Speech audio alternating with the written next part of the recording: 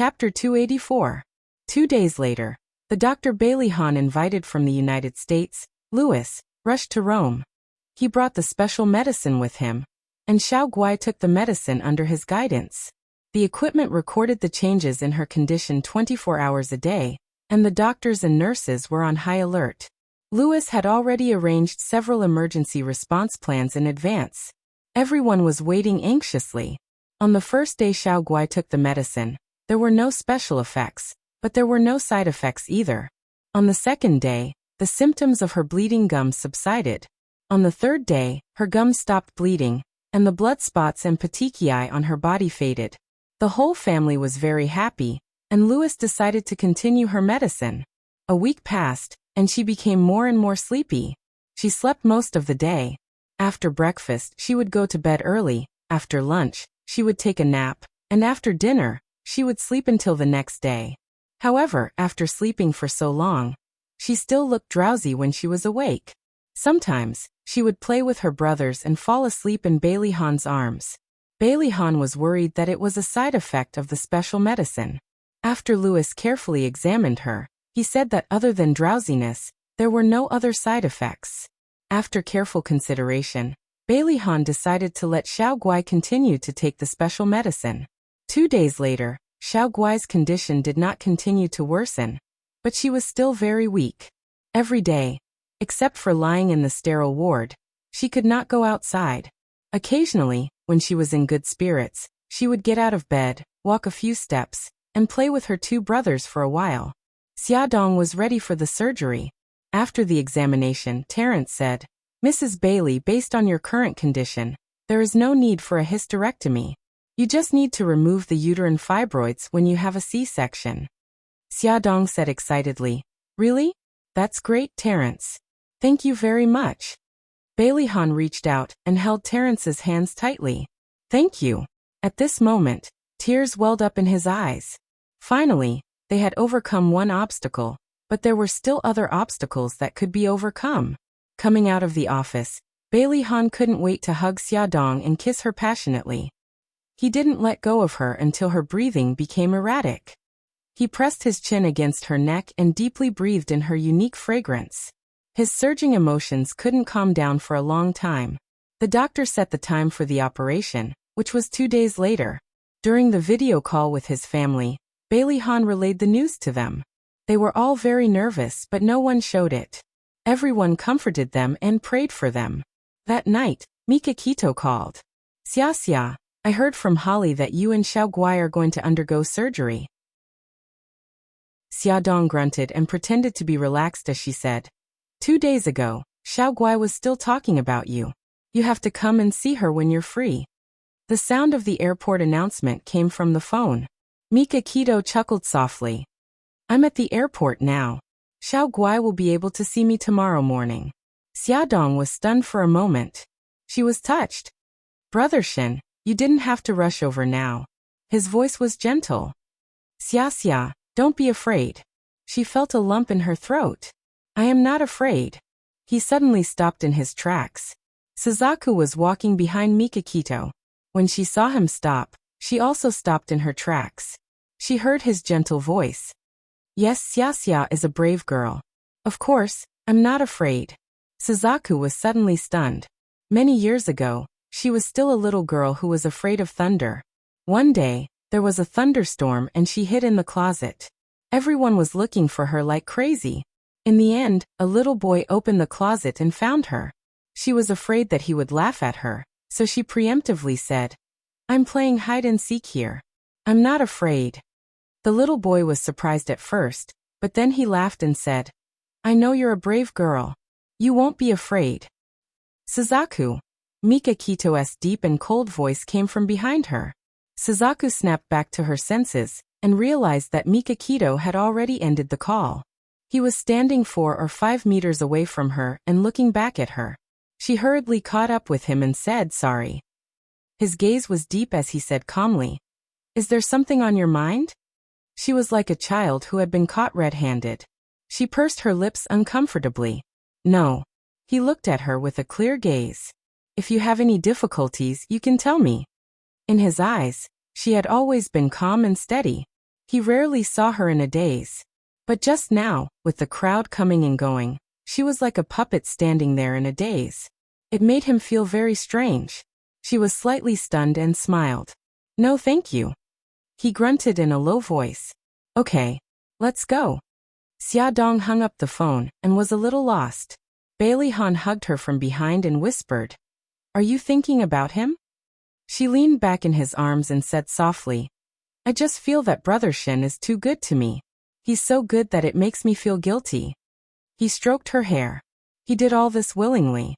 In his eyes, he will only be happy if you are happy. Although he was unhappy, he had to admit that he admired Mikakito. "Yeah, I know." Because she knew, she felt even worse. She also wanted him to be happy. "Don't think about it anymore. If you think about him again, I'll be jealous." He cupped her face and pecked her lips. She licked her lips and smiled mischievously. "I can already taste it. It's sour." He raised his eyebrows. "Since you know, how are you going to comfort me?" She played dumb. "What should I comfort you about?" His long eyelashes fluttered and he looked extremely serious. "I'm jealous that you're thinking about another man. Shouldn't you comfort my hurt heart?" "Okay, I'll comfort you." Her eyes curved as she smiled. She pouted and kissed him loudly on the cheek. "Oh, that's not enough. Put it on the account first. I'll collect interest." He narrowed his good-looking eyes and his lips curved into a mischievous smile. When Mikakito and Suzaku arrived in Rome, it was already the next morning. They first went to the hotel they had booked to tidy up. Then Mikakito gave Suzaku a day off. He went to the hospital alone to visit Xiaodong and her mother. Parking the car in the underground parking lot, he quickly walked to the elevator. The elevator door opened, and a beautiful Oriental woman came out. She was exquisite and slender, with delicate facial features. When she saw him, her beautiful pupils suddenly shrank, and she revealed an elegant smile. "Hello, Mr. Beitang." Mikakito stared at her sharply. "Who are you?" The smile on her lips became more obvious. "My name is Shui Ruyan." "You're Shui Ruyan." Mikakito sized her up calmly. His eyes were deep, hiding an unreadable emotion. Shui Ruyan laughed softly. "That's me. Holly must have mentioned me to you. I also saw your photo from him." Mikakito said expressionlessly. "What's your motive for getting close to Holly?" Shui Ruyan looked surprised. "Mr. Beitang, what do you mean? Holly and I are lovers. I like him." Mikakito pursed his thin lips and did not comment. "Is that so? In my opinion, women get close to Holly either for his money or power. It was a well-known fact that Holly loved to play. In the past, except for physical relationships, all of his women approached him with ulterior motives." Mikakito naturally placed Shui Ruyan in that category. Shui Ruyan did not know whether to laugh or cry. "Mr. Beitang, it's good that you care about Holly, but you're wrong for making wild guesses. I'm sincere about Holly," Mikakito said indifferently. "This is between you and Holly. I won't ask too much. But if you hurt Holly or the people around him, I won't let you off." Previously, when Holly introduced Shui Ruyan to him over the phone, he could tell that Holly loved her very much. He did not want this man, who was like his own brother, to be hurt. Shui Ruyan's eyes flashed with complicated emotions. She smiled and said, "What you're worried about will never happen." "That's good." Mikakito walked past her, entered the elevator, and pressed the button to close the door coldly. Before Mikakito came to the hospital, he had talked to Xiaodong on the phone. When he arrived, Bailey Han, Xiaodong, and the children were all there. Everyone was happy to see him. Of course, Bailey Han was not included. Although he admired Mikakito, he felt a sense of crisis. On the surface, he and Mikakito got along well, but they were still competing secretly. Mikakito coaxed Xiao Guai to sleep. When everyone came out of the ward, Mikakito asked Xiaodong, "Was Shui Ruyan here just now?" Xiaodong guessed that Holly had mentioned Shui Ruyan to him. She was not surprised and said, "Yes, she was here before you came." Mikakito's eyes darkened. "Don't let her enter Xiao Guai's ward in the future." "Oh, why?" he said in a deep voice. "I don't trust her." Xiao Bao interrupted. "I don't like her either." Xia Dong ignored Xiao Bao and asked Mikakito curiously, Brother Shen, why do you say that? Do you have a grudge against her? Mikakito shook his head. No, it's just my intuition. Xia Dong raised her eyebrows and thought of the reason why Bailey Han didn't like Shui Ruyan. She couldn't help but look up at him. The corners of his lips curled up, and his expression clearly said, See, I'm not the only one who doesn't like Shui Ruyan. Xia Dong's mouth twitched. Okay, I'll be more careful in the future. Okay, that's right. Mikakito patted Xia Dong's head naturally. Bailey Han's body immediately emitted a cold aura, and the temperature around him suddenly dropped below zero. His sharp eyes were like knives as he stared fiercely at Mikakito. Mikakito ignored him. Xia Dong's forehead was covered in cold sweat. She quickly laughed dryly and tilted her head to avoid Mikakito's hand. Little Treasure and Little Wingsy looked at each other and giggled. Their father looked really cute when he was jealous. He looked like a cat with its fur standing on end. His fur was standing on endo? Oh, after leaving the hospital, Mikakito called Suzaku. Suzaku, investigate a person. Her name is Shui Ruyan. Welfare Songshu 566. Chapter 285. It was a very important day.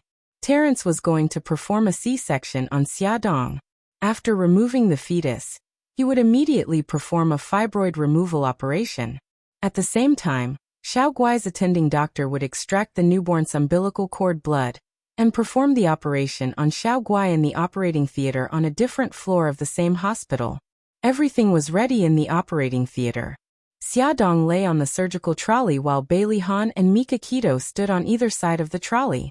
Bailey Han held her hand tightly and said gently, Honey, don't be afraid. I'll be right here with you. His palms were wet and sweaty as he held her hand so tightly. In fact, he was even more nervous and afraid than she was. However, he hid all his negative emotions and tried his best to comfort and encourage her. Xia Dong held his hand tightly and smiled. Honey, don't be nervous. The baby and I will be fine. Xiao Guai will be fine too. He nodded heavily. Yes, you'll be fine. Xia Dong grinned and turned her head slowly to look at Mikakito. Mikakito stroked her sweat-soaked hair and said in a deep voice, Xia, don't worry. We're all here. Yes, Brother Shen. Thank you. She smiled at him gratefully. It was almost time. The nurse reminded them kindly. The patient should be pushed into the operating theater. Please make way. Bailey Han and Mikakito reluctantly let go of Xia Dong. They stood rooted to the ground and watched as the nurse pushed Xia Dong into the operating theater. The door to the operating theater slammed shut, and their hearts skipped a beat. The two of them sat upright on the sofa and waited. Their faces were expressionless, but their palms were sweating. In the delivery room next to the operating room, there was a pregnant woman who gave birth naturally. Before Xia Dong entered the operating room, she had already been screaming. It had been an hour since Xia Dong had entered the operating room, but she still hadn't stopped screaming. Hearing this, Bailey Han and Bailey Han broke out in cold sweat. The veins on Bailey Han's forehead bulged. Mikakito pressed her hands tightly on her legs. Both of them stared anxiously at the operating room. Wah-wah. Half an hour later, in the empty corridor, there was suddenly the sound of a baby crying. The two of them suddenly jumped up and ran towards the operating room. Before they arrived, the door of the delivery room beside the operating room suddenly opened. Nurse Miss carried a baby and walked out with a smile on her face. Mr. Smith, congratulations. Your wife has given birth to a little princess. A blond man with blue eyes rushed over at the speed of a rocket. He murmured excitedly, God bless, my dear child. Bailey Han and Mikakito froze in their tracks. After the ecstasy, their hearts turned cold as if they had been doused with cold water. They looked at each other and quietly withdrew their gazes. They decided not to return to the sofa and stood at the door of the operating theater to wait. For the first time, Bailey Han deeply understood what it meant to live like a year and what it meant to suffer. He turned to look at Mikakito and asked in a hoarse voice, 5 years ago, when Xia gave birth to Xiao Bao and the others, were you the one who was with her the whole time? Yes, Mikakito said softly. She gave birth naturally. She was in labor for more than 10 hours. The pain she suffered at the time was similar to when she was addicted to drugs. After she gave birth, she fainted from the pain. As she recalled the past, Mikakito's eyes were filled with deep sorrow. Bailey Han's heart also ached with every word he said. He clenched his fists tightly. He almost didn't dare to imagine how she looked when she was sweating profusely and losing control during labor. He was so upset and regretful that he wasn't by her side at that critical moment. Wah wah wah wah. Finally, the baby's cries came from the operating theater. Bailey Han trembled all over. The nurse opened the door of the operating theater and carried the baby out. She smiled and said, "It's a little princess. Mr. Bailey, congratulations." Bailey Han did not look at the baby. He asked anxiously, "How is my wife?" The operation was very successful. The fibroid has been removed. Now we will send the baby to the nursery. The baby's umbilical cord blood will also be sent to the operating theater on the 12th floor. The 12th floor was the floor where Xiao Guai was. Next, Xiao Guai would undergo the umbilical cord blood transplant operation. Bailey Han was relieved. "Nurse miss, let me hold the baby." The nurse smiled and handed the baby to him. He took the baby with trembling hands. His movements were so stiff that he did not even know where to put his hands. The baby was so small. Her face was wrinkled, her skin was red, and her eyes were tightly shut. She looked very ugly. His heart was filled with this little guy. Bailey Han wanted to laugh, but he could not control the tears in his eyes. As a clean freak, he did not mind that the baby had just been taken out of the womb. He lowered his head and kissed the baby's little forehead. His voice was hoarse. "Baby, I'm daddy." Mikakito also hugged the baby. Her mood was extremely complicated. The nurse took the baby to the nursery. Bailey Han watched her go reluctantly. The doctor was stitching up the wound in the operating theater. After more than half an hour, he let Bailey Han and the others in. He saw the bloody sheet in the nurse's hands and suddenly shivered. Xia Dong was still unconscious because of the anesthetic. Her face was as pale as paper. Bailey Han bent down and kissed her sweat-dampened forehead. He said hoarsely, "Honey, you've suffered." He suddenly turned his head and covered his face. His shoulders were trembling violently. Mikakito looked at him, and then looked deeply at Xia Dong. She left the operating theater silently. Tears flowed down through his fingers. Bailey Han tried his best to control his emotions. After a few seconds, his rapidly heaving chest calmed down. He wiped away his tears, turned around, and held Xia Dong's hands tightly. After more than 10 minutes, the nurse pushed Xia Dong into the ward. Bailey Han refused the nurse's help. He got warm water and personally wiped her face. After covering her with the quilt, he kissed her forehead and asked the nurse to come in. He went to the 12th floor to visit Xiao Guai. Xiao Guai was lying on the surgical trolley, waiting for the operating theater to be ready. Mikakito's eyes were smiling. She said something softly to her. Her clear eyes were filled with surprise. She asked softly, "What happened next?" "What happened next?" It turned out that Mikakito was telling her a fairy tale. Bailey Han smiled and walked over to them quickly. "Daddy." Xiao Guai's eyes lit up when she saw him. "Uncle Shen said that mommy gave birth to a little sister. Is that true?" Bailey Han smiled gently. "It's true. Gigai will be an older sister in the future." "That's great. I'm an older sister. I'll definitely treat my little sister well." Although Xiao Guai was weak, she was in good spirits. She grinned happily. Bailey Han patted her head and said gently, "Gigai, you'll be entering the operating theater soon. Don't be afraid.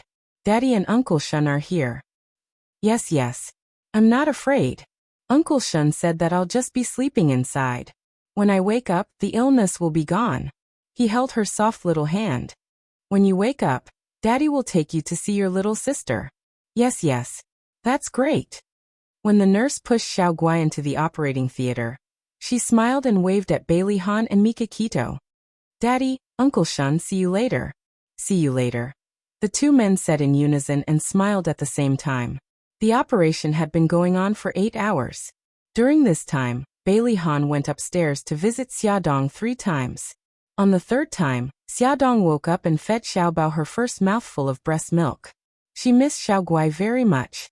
Bailey Han comforted her for a long time and coaxed her to sleep. Then he went downstairs to wait for the operation to end.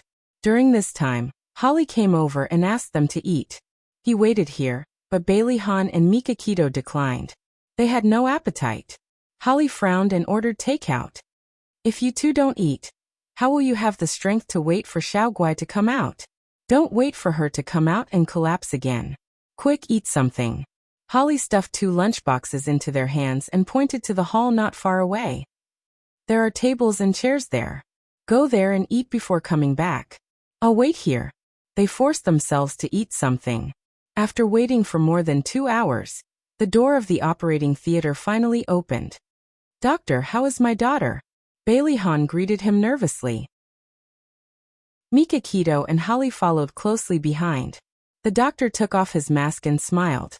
Don't worry. The patient's operation was very successful. Thank you. The 3 of them thanked him profusely. The problem that had troubled them for a long time could finally be resolved. The nurse pushed Xiao Guai out of the operating theater. Bailey Han and the others followed her into the ward. After confirming that Xiao Guai was fine, they called the nurse to take care of Xiao Guai. Then they got up and left. It was already past 1 o'clock in the morning. Mika Keto returned to the hotel, Holly returned to his villa, and Bailey Han went upstairs while calling his family in China to let them know that he was safe. Xia Dong was a light sleeper. Just as Bailey Han walked to her bed, she opened her eyes. Is the operation over? Bailey Han's brows relaxed and he smiled gently. It's over. The operation was very successful. Honey, you can rest now. Xia Dong raised her hand and caressed his face. Her heart ached as she said, Honey, it's been hard on you today. He had been anxiously waiting for 2 operations. He must be very tired now. He held her hand and rubbed his cheek against it.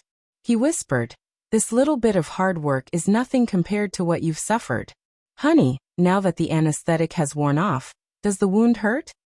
She shook her head. Actually, it doesn't hurt that much. It was such a long wound. How could it not hurt? She just didn't want him to worry. How could he not understand? His heart ached as he hugged her. He was very careful not to touch her wound. His voice was hoarse. Silly girl, if it hurts, tell me. Don't force yourself. I'm fine. I'm really fine. Xia Dong patted his back gently. It's still early. You should rest for a while.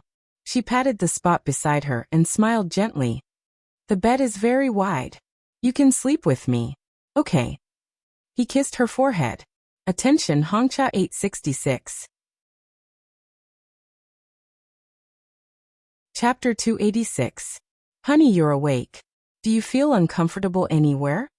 Xia Dong opened her eyes and saw Bailey Han's familiar face. His gaze was gentle, and his fingers were gently tidying her hair by her ears. She smiled. No, I'm much better now. He kissed her forehead. The doctor said that you can eat some semi-liquid food now. I asked Marlene to make crucian carp soup. It'll be sent over in 20 minutes. If you're hungry, bear with it for a while. I'm okay. She stared at his bloodshot eyes and caressed his clean-shaven chin. Her heart ached as she asked, You woke up very early? Why didn't you sleep a little longer? He chuckled softly. I can't sleep whenever I think about how we have a baby and how Xiao Guai's surgery was a success. Silly. She rubbed her face against his, feeling a little touched. He hugged her tightly and whispered, I've already gone downstairs to see Xiao Guai. She's sleeping very soundly. I've also gone to the nursery to see the baby, but there are too many Xiao Baos in there. It's too far away, so I couldn't find our daughter. Xia Dong smiled. We'll see her soon. The nurse will bring her over to breastfeed later. Xiao Yi and Xiao Bao are also clamoring to see the baby. They'll be coming over with Marlene. Okay. Bailey Han got out of bed and straightened his shirt. Honey, the doctor said that you can get out of bed and move around for 6 hours after the surgery to prevent the intestines from sticking together. I'll help you get out of bed and walk around. If you feel uncomfortable, you can tell me. Xia Dong nodded. With his help, she moved her legs and stood on the ground little by little. It was a simple movement, but it inevitably affected her wound. She gritted her teeth and endured it without crying out in pain. Does it hurt a lot? Can you endure it? Bailey Han held her waist and observed her expression nervously. She forced a smile. It hurts a little, but I can endure it. Come on, slow down. Let's walk a few steps less. Don't force yourself. Although Bailey Han felt sorry for her suffering, he still steeled his heart and helped her to continue walking. Otherwise, she would suffer even more if her intestines were to stick together or form a blood clot. He put her arm on his shoulder and let her center of gravity lean on him. This way, when she walked, the weight she had to bear would be greatly reduced, and the pain from the wound would also be reduced by a lot. After walking for more than 10 steps, he stopped. Honey, let's stop here for now. Let's rest for a while. We'll continue in a few hours. Xia Dong looked at the sofa in front of her. Hubby, let's go to the sofa. There are at least 15 more steps. Can you hold on? She smiled at him. I can. Trust me, I won't force myself. Okay. He held her arm tightly. Tell me if you feel uncomfortable. Okay. By the time he helped her to the sofa, her forehead was already covered in sweat. He helped her to sit on the sofa and got some hot water from the bathroom. He knelt in front of her on one knee and helped her wipe her cheeks. Then he brought over a toothbrush and a toothbrush. The cup was filled with hot water and the toothbrush had already been squeezed with toothpaste. He placed the spittoon between her legs. Okay, you can brush your teeth now. His attentive care warmed her heart. After washing up, he bent down and carefully carried her back to the bed. After a while, Marlene brought over a bowl of Crucian carp soup and 2 children. The children were very sensible. Knowing that their mommy had just finished surgery, they didn't make any noise at all and quietly lay by the bed. Bailey Han took the bowl of fish soup that Marlene had served and gently stirred it for a while. When the soup wasn't too hot, he scooped a spoonful and fed it to Xia Dong. After drinking the soup, Bailey Han wiped the corners of her mouth with a tissue. The nurse walked in with the baby in her arms. Mrs. Bailey, the baby is awake. You can feed the baby now. Okay, sorry to trouble you. Bailey Han got up and took the baby. Xiao Bao went forward and blinked curiously. Wow, is this a little girl? Why is she so wrinkled? She's so ugly. She doesn't look like us at all. Xiao Yi also went forward and touched the baby's small cheeks. She said maturely, Idiot, babies are all like this when they're born. They'll look better in a month. Xiao Bao snorted. Are you showing off that you checked the information last night? Xiao Yi's face was fierce. So what if I am? Do you have a problem with that? Hey you two. Xia Dong didn't know whether to laugh or cry. Why do you two always like to quarrel when you're together? Bailey Han's attention was on his little daughter. He raised his eyebrows carelessly. It's normal for boys to quarrel. Baby girl, you can't be like your brothers in the future. He gently swung his arms and coaxed his daughter. His movements looked very skillful and were completely different from the stiff posture he had last night. Xia Dong was very surprised. Honey, you seem to be very good at carrying the baby. Bailey Han proudly raised his eyebrows. Of course. Before you woke up this morning, I held the pillow and practiced for more than an hour. Xiao Yi and Xiao Bao burst into laughter. Xia Dong couldn't help but laugh when she imagined Bailey Han holding the pillow and humming a lullaby. Bailey Han didn't realize that he was being mocked at all. He said calmly, Mother, the baby is hungry. Hurry up and feed her. Oh, okay. Honey, take Xiao Yi and Xiao Bao out first. Oh, she almost forgot that her daughter was still hungry. Bailey Han placed the baby in her arms, then patted Xiao Yi and Xiao Bao's heads. He held their little hands and walked out of the ward. The 3 of them sat on the sofa in the corridor. Xiao Bao's 2 short legs swung in front and back. Xiao Yi supported her head with one hand and had a serious expression on her face. It was as if she was thinking about some philosophy of life. Xiao Yi suddenly turned her head. She puffed up her cheeks and looked seriously at Bailey Han. Daddy, has the little sister been named? Xiao Bao leaned over and blinked her beautiful eyes. You're called Bailey Yi, I'm called Bailey Bao. Gigai is called Bailey Guai, and the little sister is called Bailey Bei, okay? Xiao Yi bluntly rejected his suggestion. Bei Bei? It doesn't sound nice. It's like a puppy's name. Xiao Bao said unhappily, Hey, what do you mean? Are you discriminating against my and Gigai's names? The name Bei Bei, is obviously based on my and Gigai's names. Xiao Yi raised her chin. If it doesn't sound nice, then it doesn't sound nice. Why would I lie and say it sounds nice? Bailey Han was a little speechless. He raised his hand and knocked on the two brats' foreheads. Lower your voices. This is the hospital. Humph. Xiao Yi and Xiao Bao crossed their arms at the same time. They glared at each other unhappily and turned their heads to ignore each other. Bailey Han shook his head in amusement. Actually, your mommy and I have already thought of a name. Her nickname will be Hai Hai, which means hope. We'll let Grandpa, Grandma, and Great-Grandma decide on her proper name. Hai Hai. The two brats turned their heads at the same time. They puffed up their cheeks and repeated it a few times. It was quite smooth and sounded beautiful. Most importantly, it had a good meaning. The little sister carried the hope of Gigai's life and came to the human world under everyone's expectations. The name Hai Hai was very suitable. Bailey Han smiled. Hai Hai. From now on your little sister will be called Hai Hai. After drinking milk, little Hai Hai fell asleep again. She was small and curled up in Xia Dong's arms. Her heart was unbelievably soft. The nurse was about to send little Hai Hai back to the nursery. Xiao Yi and Xiao Bao touched her little face reluctantly. Xiao Guai had also woken up. The two little guys ran downstairs to accompany her. Bailey Han was worried that Xia Dong would be bored, so he came back after staying in Xiao Guai's ward for a while. He lay down beside her and held her in his arms. He took out a thick book from the bedside table. Xia Dong glanced at the two words, the Book of Songs, on the cover and couldn't stop laughing. Hubby, you're so special. Other people hold Tagore or Shakespeare's poetry books for romance. You're so good. You took out the Book of Songs. Bailey Han stroked her long hair and raised his eyebrows with a smile. Honey, don't be so foreign. The precious cultural heritage left by our ancestors is much more meaningful than those foreign poems. Xia Dong blinked and teased. Yes. Teacher Bailey is right. This student will remember it. Bailey Han found it funny and stroked her hair hard. His voice was very pleasant to the ears. It was sexy and mellow, just like red wine. The more one tasted it, the more delicious it was. It left a lasting aftertaste. The reeds are green, and the white dew is frost. The so-called lover is on the other side of the water. She lay on his chest and narrowed her eyes.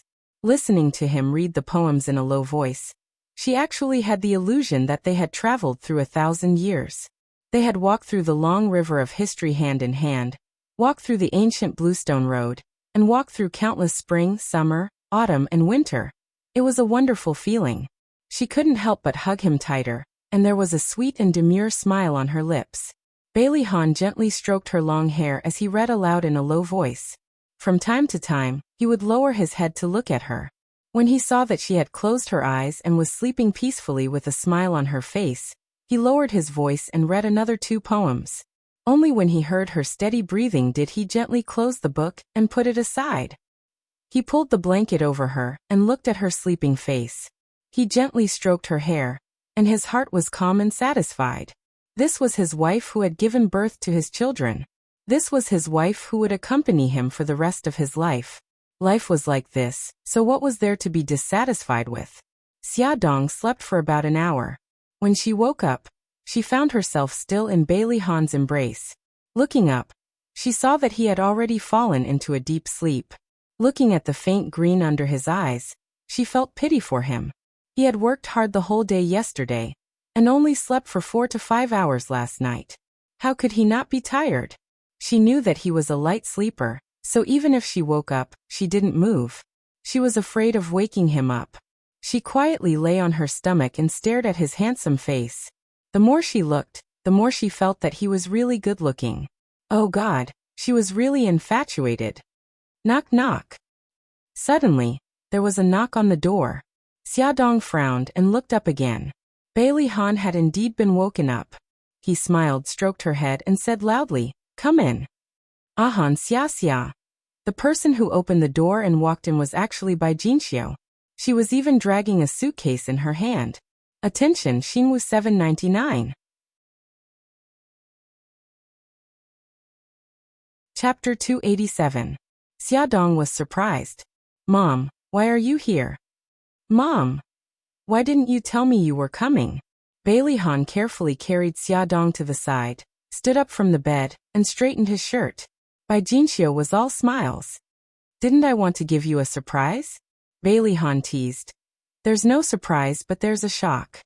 Bai Jinxiu reached out and pinched Bailey Han's face. She smiled and said, Xia Xia, is this still my son? He actually knows how to joke. Mom. Bailey Han sounded helpless. Xiaodong covered her mouth and laughed. Mom, don't tease Ahan anymore. Ahan is thin-skinned. Look, his face is red. Bailey Han sounded even more helpless. How am I blushing? Okay, I won't tease you anymore. Bai Jinxiu patted him on the shoulder and motioned for him to lower his head. Let Mom see your wound. It's all healed. There's nothing to see. Even so, he still lowered his head. His new hair had grown very well, and had already covered the wound. Bai Jinxiu carefully fiddled with his hair with her fingers. A very long scar was hidden under the roots of his hair.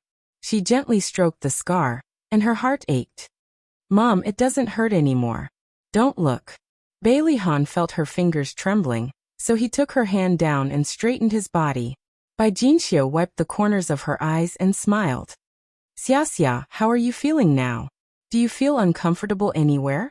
Xiaodong smiled and said, Mom, I'm fine. It's just that the wound still hurts a little, but it'll get better soon. Bai Jinxiu sat beside her, and patted the back of her hand. She sighed and said, That's good. We heard last night that you gave birth to a daughter, and Xiao Guai's surgery was very successful. The whole family was overjoyed. Especially your grandmother. She wanted to come to Rome with me. Your father and Xiaojing also wanted to come, but they were too busy with the company. So they sent me as their representative to take good care of you. Xiaodong was very touched. Mom, thank you. I've made you worry. After Su Yunqian's true colors were exposed, Bai Jinxiu's feelings for Xiaodong were resolved. She held Xiaodong's hand and smiled sincerely. Silly girl. What are you talking about? You're the hero of our family now. Whatever you want to eat or need, just tell me. I'm here to take care of you. It felt good to have a harmonious family. Bailey Han smiled. Mom, you must be tired after coming all the way here. Take a rest first. I'll take care of Xia Xia. Bai Jinxiu glared at him. You're a man. Do you know how to take care of people? For the first time, Bailey Han showed an aggrieved expression. Mom, ask Xia Xia if I'm taking good care of her. Xiaodong snickered. Mom, Ahan is very good at taking care of people. He's taking good care of me. Bai Jinxiu looked at Bailey Han in surprise. She realized that her son's personality had changed a lot since he came to Rome. He was no longer the cold-faced person he used to be. She naturally attributed his change to Xiaodong, and she liked Xiaodong even more. Bai Jinxiu's smile deepened. She sighed and said, Mom is relieved to see that you two are so close. Husband and wife should be like this. Care for each other, understand each other, and support each other. At the end, her eyes were a little red. Bailey Han's thin lips were tightly pursed. After a long silence, he asked slowly, Mom, are you and Dad okay?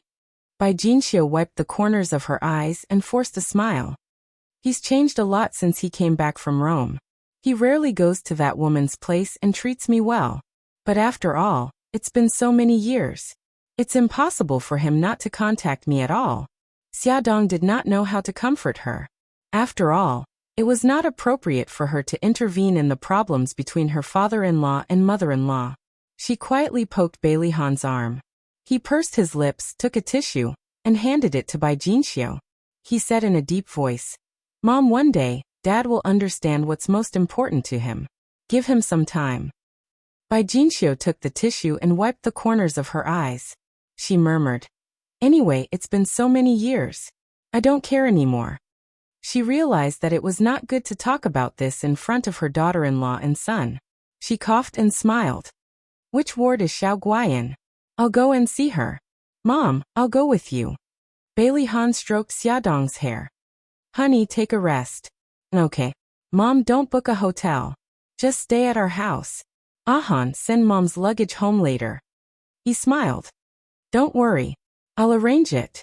Bai Jinxiu's suitcase was temporarily placed in Xiaodong's ward. Bailey Han accompanied her downstairs to see Xiao Guai. The three children were very happy to see Bai Jinxiu. Bai Jinxiu hugged them one by one and kissed Xiao Guai's little face. She took out the gift Bailey Jing gave her from her handbag. It was a very cute Barbie doll, but Xiao Guai couldn't play with it directly. It needed to be sterilized before she could give it to her.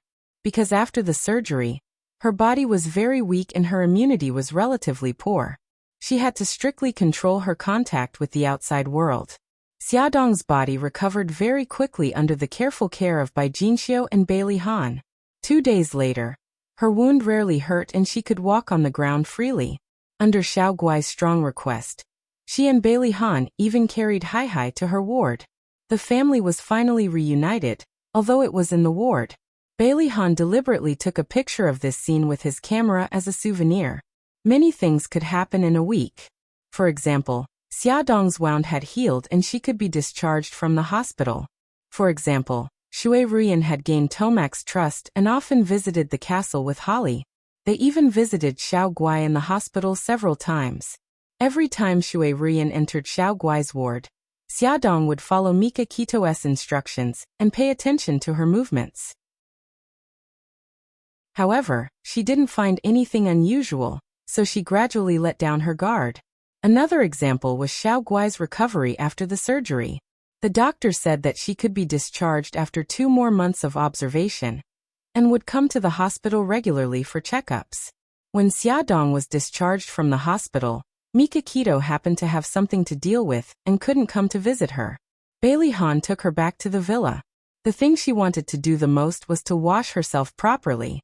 During her stay in the hospital, she was worried that her wound would get infected, so she could only wipe her body with a towel. She felt dirty all over and was extremely uncomfortable. Bai Jinxiu specially boiled a pot of ginger water, saying that it was better for pregnant women to wash their hair with it. Bailey Han washed her hair with the ginger water. His fingers skillfully rubbed her hair, and even used his exclusive massage technique to massage her scalp. She was so comfortable that she almost fell asleep. When she was bathing, she wanted to do it herself, but Bailey Han insisted on helping her. He said that he was worried that her wound would be affected. When he said this, Bai Jinxiu was beside him. Xiaodong blushed and coughed uncomfortably. Bai Jinxiu acted as if she didn't hear anything. She smiled and said, "I should go to the hospital to accompany Xiao Guai. Xia, after your bath, rest for a while. Remember to drink the chicken soup I simmered in the kitchen." Xiaodong hurriedly said, "Okay, Mom. Be careful on the road." Bai Jinxiu carried the food box out of the door. Inside was the chicken soup for Xiao Guai. After she walked out of the living room door, her lips curled into a smile. "Okay, honey, let's go in and take a bath." Bailey Han suddenly bent down and picked her up. She hurriedly hugged his neck. "I can walk by myself. Gigai, be good. Don't move." He coaxed her as if he was coaxing a child. In the bathroom, facing his deep gaze, her cheeks flushed red. She was too embarrassed to take off her clothes in front of him. He smirked, his fingers skillfully landing on her back as he whispered, "Wifey, close your eyes." She muttered softly, "I should be the one saying that." He smiled deeply. "I'm not the one who's shy right now. Okay." She closed her eyes, resigned to her fate. Although she couldn't see, her senses were especially sensitive. She could clearly feel his fingers gently pulling down her zipper and peeling off the long dress from her body. The bathroom was already filled with steam, so she didn't feel cold at all. However, when her skin was completely exposed, she couldn't help but shiver and instinctively covered her abdomen. "Honey, don't cover it. Let me take a look." His broad palm wrapped around her fingers. Her eyelashes fluttered and she said nervously, "No, it's too ugly." "It's not ugly. It's not ugly at all." Bailey Han squatted down in front of her and slowly moved her fingers away. A scar suddenly entered his line of sight. The scar was light pink, which was the appearance of a healing wound. He stared at the scar and felt a little jealous. Suddenly, he pressed his lips against it. Her body stiffened and she opened her eyes abruptly. "No, hubby, it's too dirty." He acted as if he didn't hear her and used the tip of his tongue to gently lick the scar. Tears welled up in her eyes and her vision blurred. She didn't know when, but he had already stood up and gently wiped away the tears at the corner of her eyes. He chuckled and said, "Silly girl, why are you crying?" Before he could finish speaking, she suddenly hooked her arms around his neck and kissed him hard on the lips. Her nimble tongue slid into his mouth, and the two of them kissed tightly together. She felt something pushing against her waist. He suddenly let go of her and panted heavily. His eyes were passionate and a little scary. The dense desire almost drowned her. She reached out and wanted to hold him. "Hubby, let me help you." Her fingers had already touched the hot spot. He suddenly grabbed her wrist and said in a low and hoarse voice, "It's okay. It'll be fine after a while." He took a deep breath and tried hard to suppress the throbbing in his body. In front of her, he rinsed with cold water and adjusted the temperature of the water to the appropriate temperature. "Honey, it's done. I'll help you bathe." She shyly replied with an and sat down with her back facing him. Bailey Han's eyes had already regained their clarity. At this moment, there were no impurities in his eyes. As if he was treating a treasure, he carefully wiped and washed her body. Come and see. Songshu 566. Chapter 288. Late at night, in the study of the Dark Knight Castle, Tomac swirled the red wine in his hand and glanced at Mikakito sitting opposite him. "Shun, have you thought about the matter I mentioned to you last time?" Mikakito looked calm. "What do you mean, father?" Tomac put the wine glass on the table. "The inheritance of the Dark Knight family." Mikakito looked serious. "Father, I can't do that." "Why?" "Holly has changed a lot in the past 2 years. He has matured a lot and can take charge of things independently. You should hand over the Dark Knight family to him." Tomac said slowly. 2 years ago, I did say that if Holly could change, I would consider handing over the family to him. But I'm not satisfied with what he has done in the past 2 years." Mikakito pursed her lips. "I don't understand. I thought he had done a good job." Tomac shook his head and stood up. He walked to the desk and took out a book with a black cover from the drawer. He handed the book to Mikakito and looked angry. "Look at this book." Beitangshan took the book and opened it to the first page. On the first page there were 2 big words written in Italian, "Account book." As he flipped to the back, he saw that every line was transaction information. The things recorded in the account book shocked him. He flipped through the account book without changing his expression and slowly raised his head. "You suspect Holly of corruption?" Tomac sneered. "It's not a suspicion. This is the evidence of Holly's corruption. He pocketed a total of 12 billion yuan after taking charge of those companies." Beitangshan said in a deep voice, "Foster father, could there be some misunderstanding?" Tomac raised his palm, his expression solemn and resolute. "There can't be a misunderstanding. I spent a lot of effort to get this account book." "Shun, do you know where he spent the money?" "Gambling, horse racing, playing with women. If he were not my nephew, I would have punished him. In short, the Dark Knight family can't be handed over to him. He will ruin the family sooner or later." Mikakito frowned and pondered for a moment. "Father, I still can't agree to your request. After all, I'm an outsider. If I inherit the family, I can't convince the public and there will be misunderstandings between Holly and me. You're still healthy. Why don't you give Holly 2 years to change his bad habits?" Tomac shook his head. "Shun, there's an old saying in China. It's easy to change mountains and rivers, but it's hard to change one's nature. It's very difficult for Holly to change his bad habits. When I was still alive, he was already so brazenly greedy. After I die, who knows what he'll do? I'm still worried about handing the family over to him."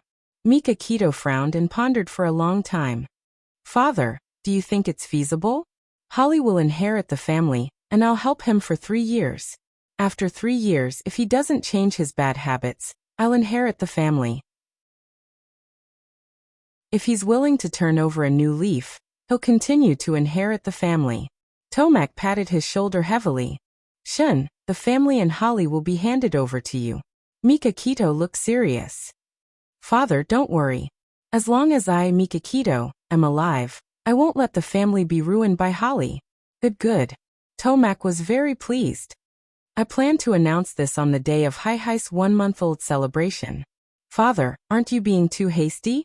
Holly doesn't know about this yet, right? Tomac smiled. I'm old. I've long wanted to pass this responsibility to you youngsters. Shin, don't worry. I'll talk to Holly. Mikakito came out of the castle and drove back to the city. Suzaka drove while he sat in the back with a serious expression. He knew Holly well. Although he appeared to be easy to get along with, he was actually a ruthless person who was full of ambition for the family business. Would Holly bear a grudge against him because of Tomac's decision? He rubbed his eyebrows with a headache. He suddenly felt that it was a wrong decision to ask for Holly's assistance. He didn't know how many conflicts there would be in the future. The next day, Tomac called Holly to the castle. The uncle and nephew talked in the study for more than 2 hours. When Holly came out of the study, his face was very ugly. He rushed out of the castle and got into the car. He sped all the way. His hands were tightly holding the steering wheel. The veins on the back of his hands were throbbing. His eyes were red with anger and murderous intent. He stepped on the gas pedal, and the car was like an arrow leaving the bow, carrying his vigorous anger as it sped away. In the chief appraiser's office of QXL, the largest auction company in Rome, Shui Ruyan stood in front of a landscape painting with her arms around her shoulders. Her watery eyes were fixed on the painting. Suddenly the door opened. A tall figure strode in and pulled her into his arms. His thin lips kissed her fiercely. She widened her eyes in shock. What she saw was Holly's cold eyes. She pushed him hard and made muffled sounds. He lifted his arm and threw her on the spacious sofa. Her heart was beating violently. From his dangerous eyes, she knew very well what was going to happen next. If she rejected him at this time, she would only be hurt. This thought only flashed in her mind. Her body had already made a decision. She lay under him obediently and let him tear her skirt apart.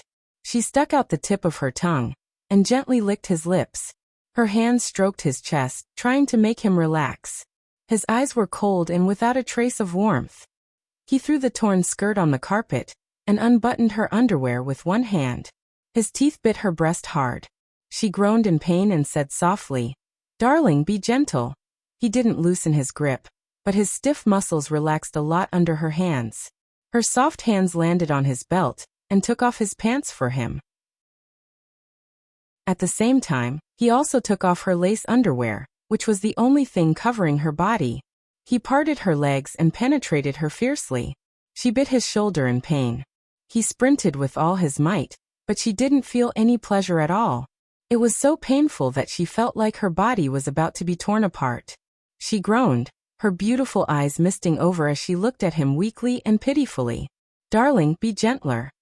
Under her gentle call, he gradually came back to his senses. He kissed her red and swollen lips and gradually slowed down. Gradually, a numb feeling rose from his abdomen. She wrapped her hands around his neck and pulled his head down. She kissed his earlobe and said in a soft and seductive voice, "Darling, I love you." These 3 words were like magic. He hugged her even tighter. After she got used to him, he became fierce again. He bit her earlobe and whispered in a hoarse voice, "Baby, I'm sorry." She stroked his handsome face with her fingers and smiled gently. "It's okay. Who asked me to love you?" His emotions were surging. He kissed her lips deeply and she responded passionately. The 2 of them were deeply entangled. After the 2 of them reached the peak together, he hugged her and lay on the sofa. She leaned her head against his chest and drew circles on his firm chest with her slender fingers. Her voice was languid and a little aggrieved. "You ruined my dress."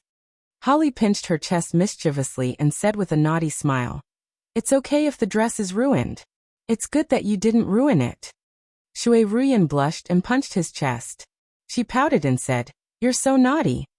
He smiled devilishly and kissed her lips. "I'm so naughty. Do you like it?" She turned her head away on purpose and didn't answer him. He turned her head and looked at her with a burning gaze. "Answer me. Do you like it?" She bit her lip and still didn't answer. He smiled mischievously. "If you don't answer, we'll do it again until you answer." Her big eyes were watery and as transparent as crystals. She pouted and said coquettishly, "You're bullying me." His slender fingers slid down her inner thigh and he chuckled. "I like to bully you. Hurry up and answer me. Otherwise I like it." She suddenly clamped her legs together. Her cheeks were red and her eyelashes were fluttering like butterflies. That's a good girl. He kissed her lips and sat up with her in his arms. Shui Ruyan looked at the rag in distress. The dress is ruined. What should I do? Holly shrugged nonchalantly. Rest in the lounge. I'll get your assistant to buy it and send it over. He draped his suit jacket over her shoulders and stood up to tidy up his clothes. She suddenly grabbed his wrist. Are you leaving? He turned his head and smiled. Why? You can't bear to part with me? She nodded. He ruffled her hair. I'm just going to my desk to make a call. She said, oh. He smiled brightly and she couldn't help but smile too. He returned after making a call and stared at her. Can you still walk? What for? To the lounge, of course. Don't tell me you want to wait for your assistant like this. He didn't wait for her to answer and suddenly bent down to carry her. She hugged his waist and leaned her head on his chest. She said softly, Darling, you seemed unhappy just now. Tell me and let me share your burden, okay? Holly suddenly stopped in his tracks and his body tensed up. Shui Ruyan hugged his waist tightly and said gently, If you don't want to say it, then forget it. As long as you remember that no matter what happens, I'll stand by your side. He suddenly lowered his head. His eyes were dark and there were many things that she couldn't understand. He said softly, You've changed. In the past, you only cared about benefits. She was stunned. Holly smiled bitterly. If I still don't change after experiencing so many things, I'd be a fool. Holly, during my most difficult time, you were the one who gave me a second chance. I'm very grateful to you. The two of us are actually very similar. In order to get what we want, we'll do whatever it takes and even betray our friends and family. Sometimes, I feel very lonely. She looked into his eyes seriously and said slowly, Do you ever feel lonely? If so, let me accompany you. Come and see. Songshu 566. Chapter 289. Holly stared at Shui Ruyan in silence. She lowered her eyes and smiled sadly. You're still unwilling to believe me. He suddenly lowered his head and kissed her lips forcefully. Their lips and tongues intertwined. He kissed her as he carried her to the lounge. He kicked the door shut with his right foot. In the resting room, there was a very comfortable bed. He placed her on it and leaned his body on top of her. Unlike the rough and violent kiss just now, this time, he kissed her very gently. His hands teased her sensitive areas. She gasped for breath and gradually softened in his arms. Both of them were sweating profusely when they heard the assistant knocking on the door. Miss Shui, I've bought the clothes. Should I send them in now? Shui Ruyan was nervous and instinctively clamped her legs together. This action made Holly so comfortable that he almost ejaculated. Sweat flowed down from his hair and fell on her pink breasts. He looked extremely lewd. She grabbed his arm nervously. Darling, what should we do?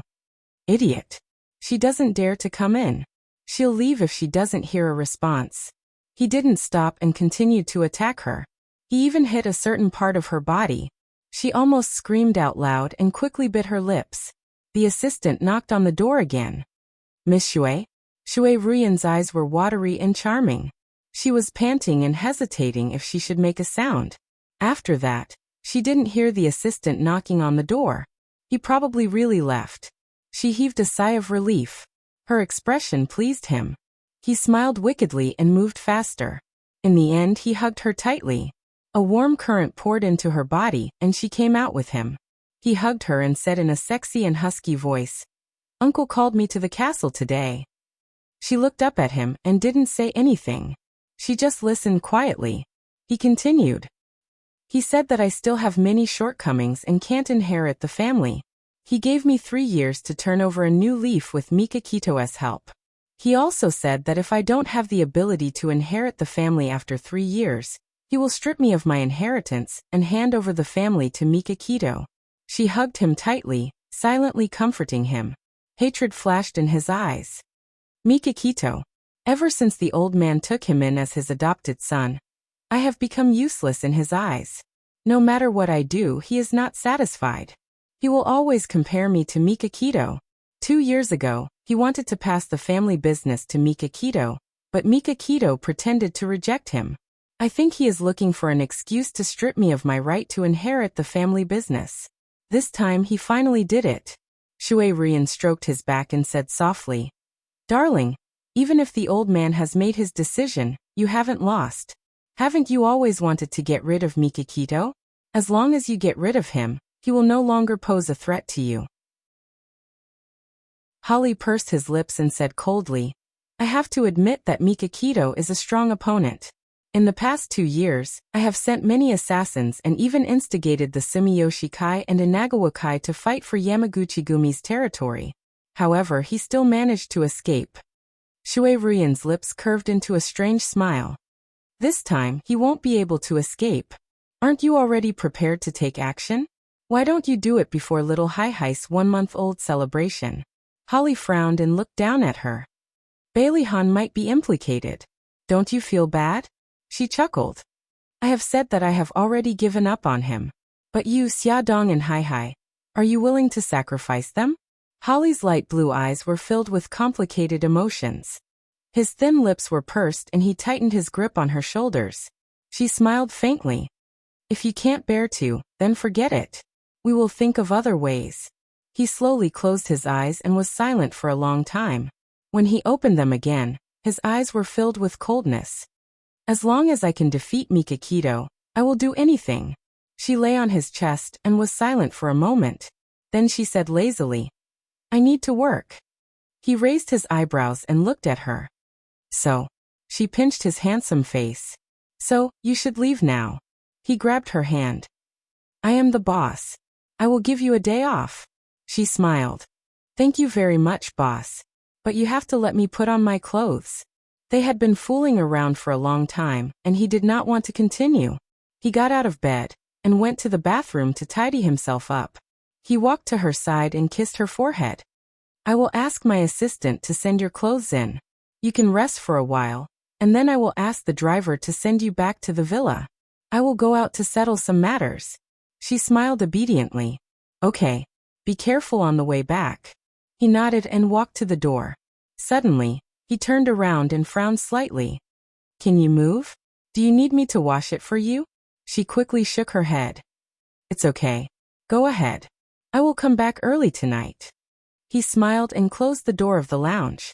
Shui Ruyan lay on the bed and stared blankly at the ceiling. Bailey Han's handsome face appeared in her mind. Then it turned into Holly's face.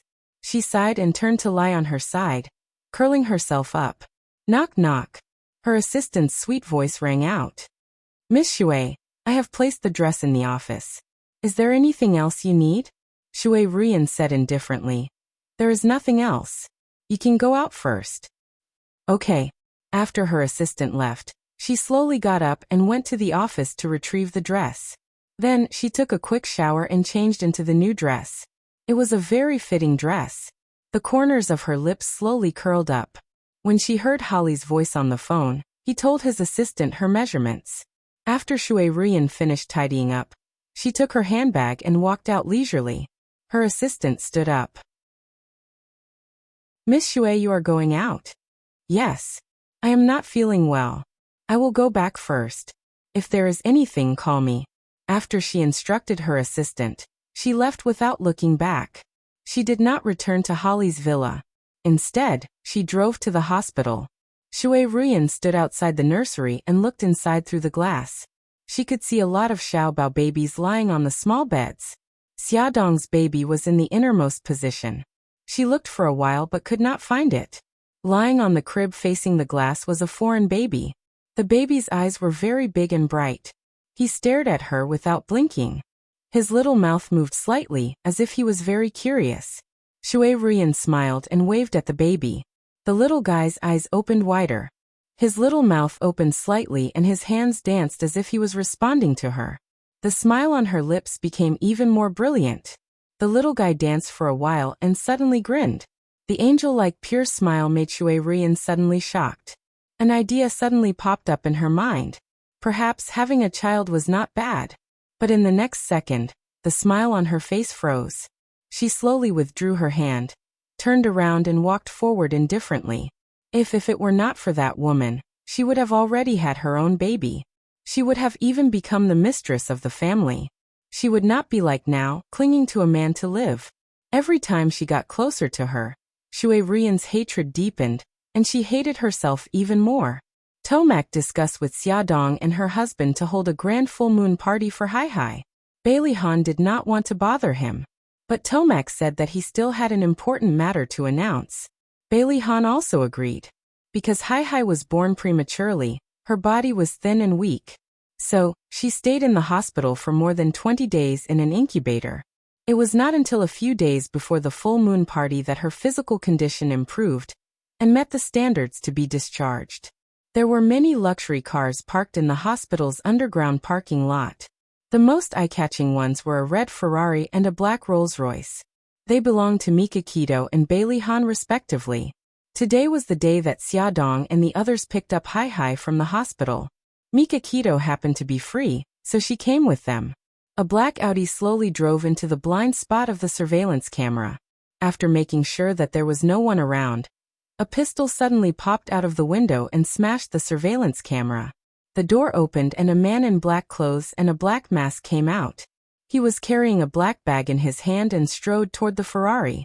He lowered his body and suddenly got under the Ferrari. He took out some tools from the bag and fiddled with the car. A few minutes later, he got up from the bottom of the car and walked toward the Rolls-Royce 10 meters away. He did the same thing for a while. Before the hospital's security arrived, the man in the mask had jumped into the Audi and quickly fled. Mika Kido and Xiaodong went downstairs together with Suzaku behind them. After saying goodbye, Mika Kido and Suzaku went to the Ferrari. Bailey Han opened the car door with Hai in his arms. Xiaodong sat in the front passenger seat and took the child. Bailey Han got into the driver's seat. After starting the car, he heard a strange sound coming from the car. He stepped on the accelerator, but the car did not move. Xiaodong turned around and asked, "What's wrong?" "It's broken down. Let's get out of the car first and find a tow truck to send it to the 4S store. We'll take a taxi back."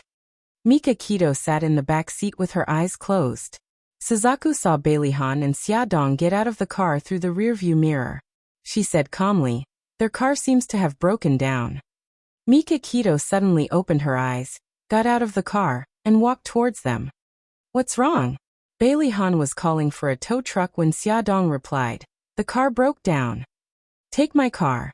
Hence, Xiaodong and Bailey Han got into the Ferrari with the child in their arms. The Ferrari slowly drove out of the garage. After driving for 2 streets, they saw Xiaodong's villa. Suzaku stepped on the brakes and suddenly realized that the brakes had broken down. The villa was right in front of them, but Suzaku had no intention of stopping the car.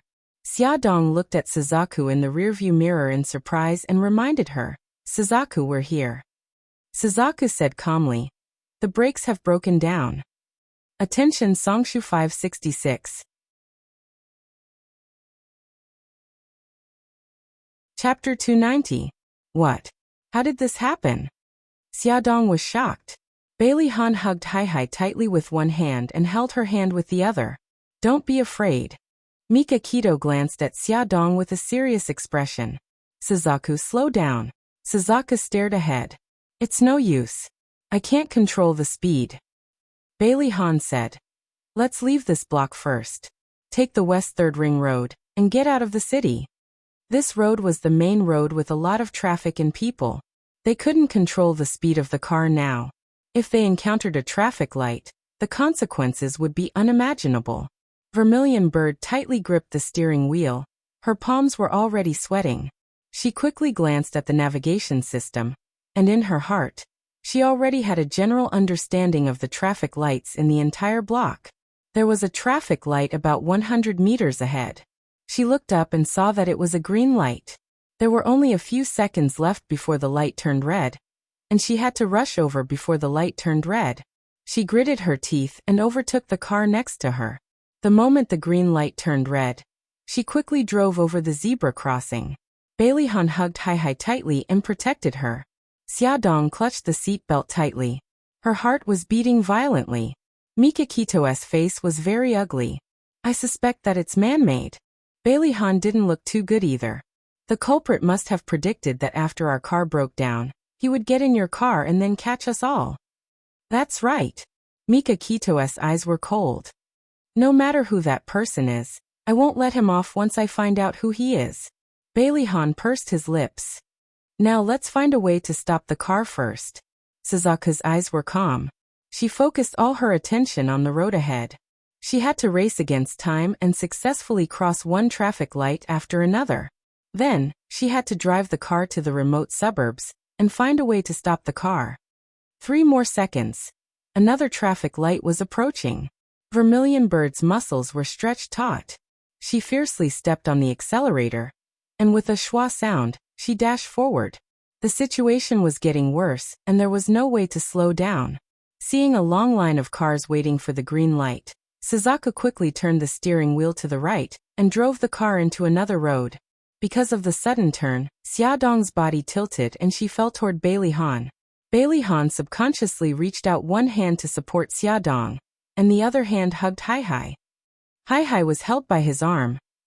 The cries were so loud that Vermilion Bird's forehead broke out in cold sweat. Mikakito pursed her lips and said in a low voice, "Suzaku, be careful." "It's okay. We were too careless." Xiaodong quickly stroked Hai-Hai's little face and comforted her in a low voice. Bailey-han loosened his arm and shook it gently. "Hai-Hai, be good. Don't cry." Mikakito frowned and pondered for a moment. Then she took out her cell phone and called the Dark Knight Castle. "Godfather, it's me, Shen. Our car's brakes failed. We're trapped in the car now. Xia and the children are also in the car. I want you to send a helicopter to pick up the children first." If the brakes failed, there was another way. That was to use the bumper, carriage, and other rigid parts of the car to collide with obstacles, such as trees, stones, walls, etc., to create friction and force the car to stop and get out of danger. However, Hai-Hai and Xiaodong were still in the car. There was no way to do that. Hai-Hai was less than a month old. How could such a young child withstand the impact? Xiaodong had just undergone surgery and was recovering. She could not bear the impact either. Therefore, the first thing to do was to find a way to get Xia and Hai-Hai out of the car. After receiving the call, Tomac immediately ordered someone to arrange a helicopter and prepare some first aid medicine on the plane. This time, Suzuka specifically chose the small road. Although it was narrow, there were relatively few cars and no traffic lights. However, she had to be very alert to the passers-by. After more than half an hour of trepidation, the car finally sped onto the suburban road. In front of them, there was a team of traffic police carrying out their duties. They set up roadblocks to remind the cars to slow down, and from afar, they waved to Vermilion Bird to slow down. "Hey, the car in front, slow down," a traffic police officer shouted with a megaphone. However, the Ferrari did not slow down and sped over like an arrow. Seeing the car getting closer and closer, the traffic police officer was so shocked that he broke out in a cold sweat. He quickly dodged to the side. The Ferrari roared and a cloud of dust drifted with the wind. "Quick, catch up with the car in front." The captain saw that the situation was not good, and immediately jumped into the police car. The police car quickly caught up.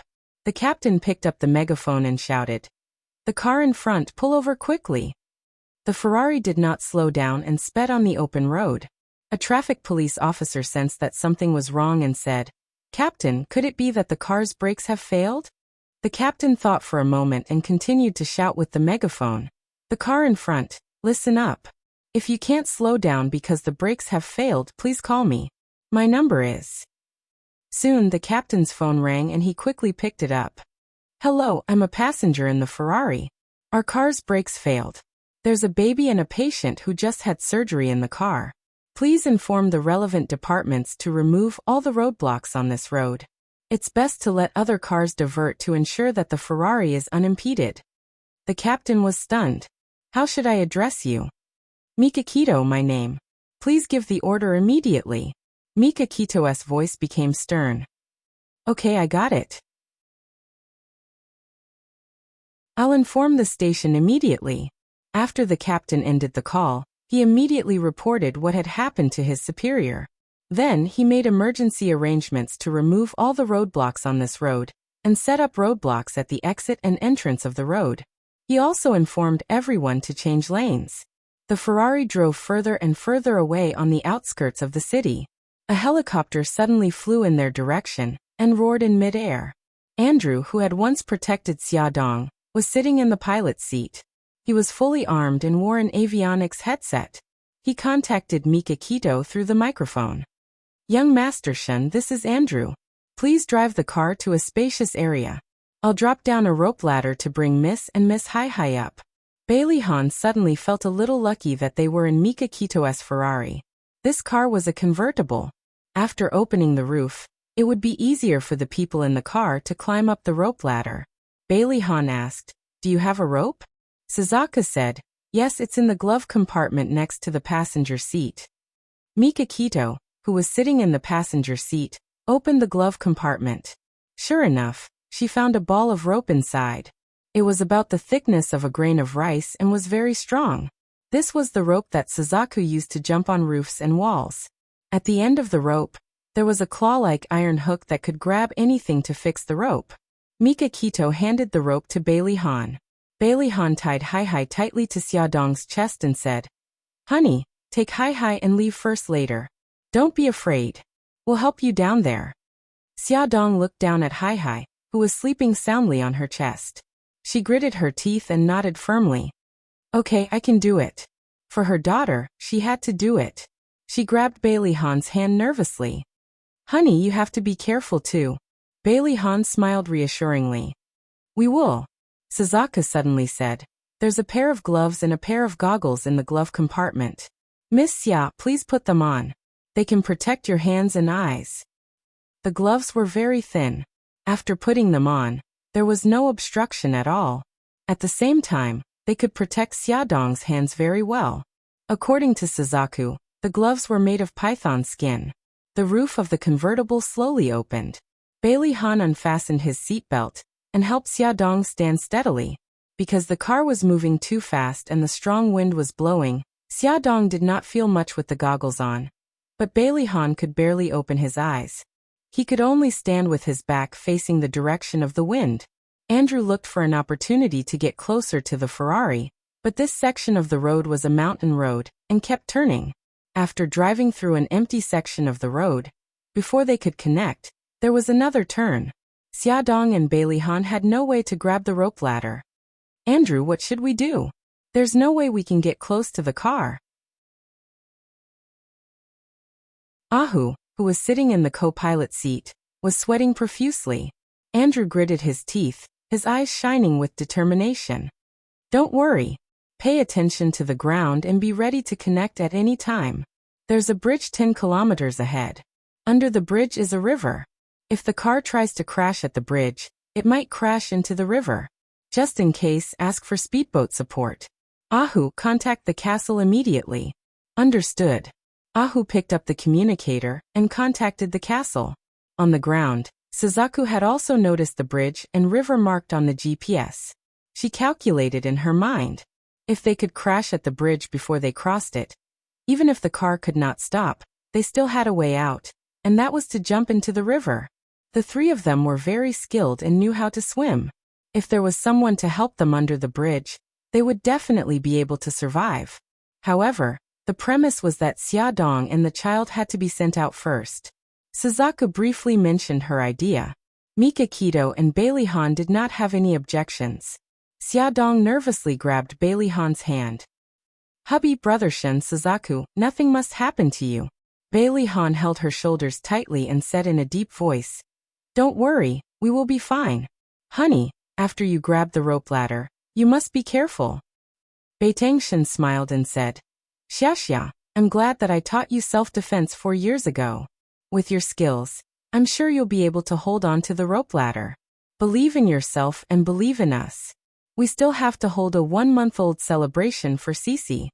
Suzuka's gaze was still fixed in front, but the corners of her lips curled up. Miss Xia, there's something I've been hiding from you. When you were kidnapped and sold to the small mountain village, it was me and White Tiger who did it. I've always wanted to apologize to you. Miss Xia, I'm sorry." She gazed at Xiaodong through the rearview mirror. Her usually cold eyes were filled with apology. Attention Songshu 566. Chapter 291. Xiaodong smiled slowly. I know. I've known for a long time. Suzaku looked surprised. Since you knew that I was the one who kidnapped you, why didn't you refuse when I was ordered to protect you? Weren't you worried that I would hurt you again? Xiaodong's smile became even brighter. I believe in Brother Shen. Since Brother Shen asked you to protect me, he must think that you are trustworthy. Suzaku, I've never hated you. The vermilion bird was taken aback. Her eyes were filled with complex emotions. Xiaodong smiled and turned around. She waited with Bailey Han for the rope ladder to get closer to the Ferrari. Even if there was only a very, very small chance, she couldn't give up. Mika Kito's phone suddenly rang. It was the captain of the police car behind them. He sounded very anxious. Mr. Beitang, the bridge 9 kilometers ahead is under construction. Cars can't pass through. You have to stop the car before you reach the bridge. Mika Kito pursed her lips and said in a low voice, Officer, please contact the traffic police for backup. Okay, no problem. Mika Kito hung up the phone and said in a low voice, the bridge in front is not open to traffic. We have to stop the car before we cross the bridge.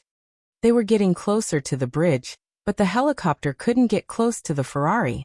Everyone's hearts were in their mouths. Mika Kito clenched her fists tightly. Bailey Han stared at the helicopter hovering in the air, with a gloomy expression. His right hand, which was resting on Xiaodong's waist, was already sweating. The bridge had already appeared in front of everyone. It had been broken into 2 sections, and there were still workers working on the bridge. They finally understood why cars couldn't pass through the bridge. Especially when looking down from the plane. The thrill of the broken bridge and the depth of the river made Ahu so nervous that he broke out in a cold sweat. Oh no, we're almost at the bridge. We must hurry. Andrew gritted his teeth. He grabbed the control lever with both hands and slowly pushed it down. Suddenly, the helicopter swooped down. The rope ladder swept towards the Ferrari due to gravity. Quick, the rope ladder is coming. As they got closer and closer, Bailey Han ignored the speeding car and suddenly jumped up and grabbed the rope ladder. Quick honey, I got it. Xiaodong's heart raced. With Bailey Han's help, she grabbed onto the rope ladder with one hand. Bailey Han let go of the rope ladder and hugged Xiaodong's legs with both hands. He used all his strength to lift her up. Honey, harder. Mika Kito leaned over from the front passenger seat to help Bailey Han support Xiaodong. Xiaodong used all her strength to climb up the ladder. She kicked her legs hard and tried to prop herself up. The 2 people standing in the car pushed her legs hard at the same time. Slowly, she was finally pulled out of the car by the helicopter. Honey, hold on tight. Bailey Han watched as her body swayed with the rope ladder. His heart was about to stop. Xiaodong gripped the rope ladder tightly with both hands. The wind blew past her ears and messed up her long hair. Her long dress fluttered in the wind. She gritted her teeth and looked down at the ground. Bailey Han and Mika Kito stood in the back seat of the car and stared at her. They were too far away and she couldn't see their expressions. However, she knew that they were worried about her, just as she was worried about them. Young madam, hang on. I'll pull you up right away. Ahu's voice came from above. Xiaodong's body was hanging in midair. Her arms were bearing all the weight of her body. At first, she could still bear it, but gradually her arms became sore and numb. It felt as if they were about to break. The rope ladder was slowly retracted towards the helicopter. She gritted her teeth and held on. On the ground, Suzaku was ready to crash. There's still 500 meters left. If the car doesn't stop at the bridge, we'll jump into the river. At this moment, they didn't know that someone was monitoring everything in real time through a listening device. In the villa, Holly sat on the sofa with his hands on his knees. His face was cold and his eyes were deep and sinister. He stared at the listening device on the marble table. The conversation inside the device could be heard in the empty room. Shui Rian walked in from outside. She was wearing sexy spaghetti strap pajamas. She crossed her arms and sat lazily on the armrest of the sofa. She said calmly, "You didn't press the remote control because you wanted to let Xiaodong and her daughter go, right? It's not too late to press it now. He didn't look at her. He took out a remote control the size of an MP3 player from his pocket and pressed the red button on it. Shui Rian shrugged. You heard it too. They're ready to crash. They might be able to escape. Holly sneered. The car will explode in 30 seconds. They won't be able to escape. Under the Ferrari, the time bomb had been activated. It made a very soft beeping sound. The roar of the car covered the sound of the time bomb timer. No one realized that death was very close to them. The car was getting closer to the bridge. It was about 200 meters away. The timer under the car showed that there were only 20 seconds left. Suzaku aimed at the bridge and stepped on the accelerator. The car rushed towards the bridge. Just as they were about to reach the stone tablet at the bridge, her heart skipped a beat. She felt that something bad was about to happen. She suddenly shouted, "Whether the car stops after the crash or not, we'll jump into the river." If the car hit the bridge, she and Mika Kito would be the first to bear the brunt of the impact. They would be in the most danger. If they jumped into the river the moment the car hit the bridge, their chances of survival would be higher. This thought flashed through the minds of the three of them. 10 seconds, 8 seconds, 5 seconds, the car hit the bridge. Jump! Suzaku suddenly unbuckled her seatbelt and jumped into the river. At the same time, Mika Kito and Bailey Han jumped out without hesitation. The moment the three figures jumped out of the car, there was a loud boom as the Ferrari exploded. Flames shot out in all directions, and a strong airflow pressed down on the three of them, pushing them far away. The speed of their fall also increased. Plop! Plop! The three of them fell into the river one after another. At this moment, Xia Dong was still hanging in midair. However, she was very close to the cabin door. She saw the car explode and the scene of the three of them jumping into the river. Tears gushed out of her eyes. She grabbed the rope ladder tightly and screamed, "Hubby! Brother Shen!" Ahu was so anxious that he was sweating profusely. "Young madam, don't be agitated. The rescue team is on the way. Please come up first." When Xia Dong heard Ahu's voice, her panicked heart calmed down a little. She stared at the river. Sure enough, there was a speedboat speeding toward the place where the three of them fell. Behind the speedboat was a speedboat marked police. The water traffic police had also arrived. "Quick over here. You guys go over there." The Castle of the Night and the water traffic police jumped into the river at the same time to search for Bailey Han and the other two. I see them. They're over there." Someone pointed in a direction and shouted. A head popped out of the water and slowly swam toward the speedboat. The second one, the third one, they're all out. They're all alive. That's great. Harry, drive the speedboat closer. The rescue team cheered excitedly. The two pilots steered the speedboat closer to Bailey Han and the other two. A few rescue team members had already rushed over. They formed teams of two and carried the three of them toward the speedboat. "Brady, hurry up and pull young Master Shen up." Two rescue team members lifted Mika Kito's body. Soon, Bailey Han and Suzaku were also rescued. The people in the helicopter also heaved a sigh of relief. Ahu stood at the cabin door and shouted, "Young madam, young master and the others have been rescued. Give me your hand. I'll pull you up." Xia Dong's anxious heart finally settled back into her chest.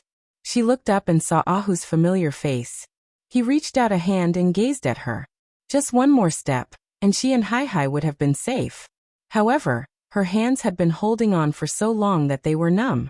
She tried to free one hand to grab Ahu's hand, but she couldn't do it. She was worried that if she freed one hand, her other hand wouldn't be able to hold on before she could grab Ahu. "No, Ahu, I can't hold on any longer." Xia Dong felt her body getting heavier and heavier. It felt like there was a 1,000-kilogram rock under her feet. Her abdomen also hurt a little. She guessed that she had pulled on her wound. "Young madam, don't worry. Move back a little. Be careful not to hurt Hai. I'll raise the ladder a little more." Xia Dong looked down at Hai. She was so small. She was like a soft little ball of meat lying on her chest. She couldn't let Hai get hurt. With this belief in her heart, a sudden burst of energy erupted from her body. She gritted her teeth and leaned back. When Ahu pulled the ladder up, She suddenly freed her right hand and grabbed the handle of the cabin door. Ahu, hurry. Ahu hurriedly grabbed her arm and pulled her body, which was hanging outside in. Xia Dong slumped in her seat. Her entire body was drenched in sweat, and her wet skirt stuck to her body. She looked up at Andrew, who was sitting in the front row, and asked while panting, Andrew, how are Han and Brother Shin? Are they hurt? Andrew connected to the Dark Knight family's speedboat and asked about their situation. Then he said, Miss, the three of them are slightly injured. They're very conscious now. Young master, please don't worry. Xia Dong was relieved. Fortunately, the river was deep and the three of them were skilled. They entered the water in the correct position, so their injuries were relatively light. Ahu handed her a jacket. Young madam, please put this jacket on first. Thank you. Xia Dong's arms were sore. The simple act of taking the jacket was difficult. With trembling fingers, she untied Hai Hai from her chest and put on the jacket. Hai Hai's sleep was disturbed. Her tightly shut eyes moved and her little hands clenched. It seemed like she was about to wake up. Xia Dong shook her arms gently and hummed softly. She leaned into her arms again and slowly fell asleep. Attention, Xinwu 799.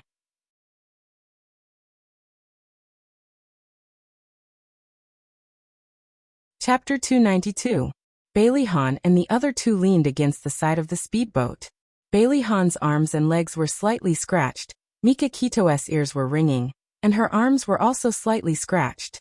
Suzaku's back was injured by the airflow during the explosion, and a palm-sized burn was inflicted. Fortunately, it wasn't serious.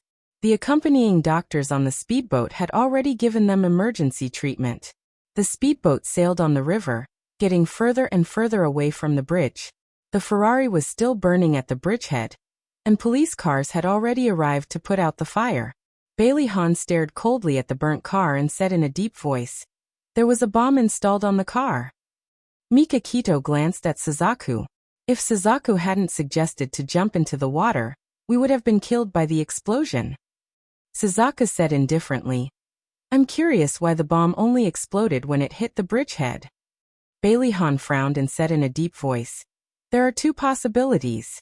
One is the activation method of the bomb. If the bomb is controlled by sound, it will only explode when the decibel reaches a certain level. The vibration caused by the collision caused the sound to reach a critical point, so the bomb exploded. The other possibility is that it was a time bomb. The other possibility is that the other party had already set the time, and the bomb would naturally explode when the time was up. It has been 1.5 hours since we left the garage. If we had escaped the car before the explosion, wouldn't the other party's scheme have failed? I feel that we have overlooked something. Mika Kito frowned. Bailey Han's eyes were cold and murderous. No matter what, I will find the mastermind behind this and make him pay the price. Mika Kito remained silent, but the murderous intent in her eyes was no less than Bailey Han's. On the other side, after Holly heard Vermilion Bird shout jump, he only heard a huge explosion sound, and after that, there was no other sound. He didn't know whether Beitang Shen and the other two were dead or not. His face was cold, and he was a little irritable. Shui Ruyan pursed her lips. Darling, don't worry. There will be news soon. The helicopter landed on the private helipad of the castle. Tomac, who had rushed over after hearing the news, was waiting in front of the helicopter. Ahu carried Hai Hai and walked down first. Xia Dong slowly walked down the helicopter with Andrew's help. Xia, are you okay? Tomac asked with concern. Xia Dong approached him and joked, Godfather, I'm fine. It's just that my arms are so sore that I don't even have the strength to carry Hai Hai. It's good that you're fine. You little girl, you scared this old man to death. Tomac was all smiles as he took Hai Hai from Ahu's arms.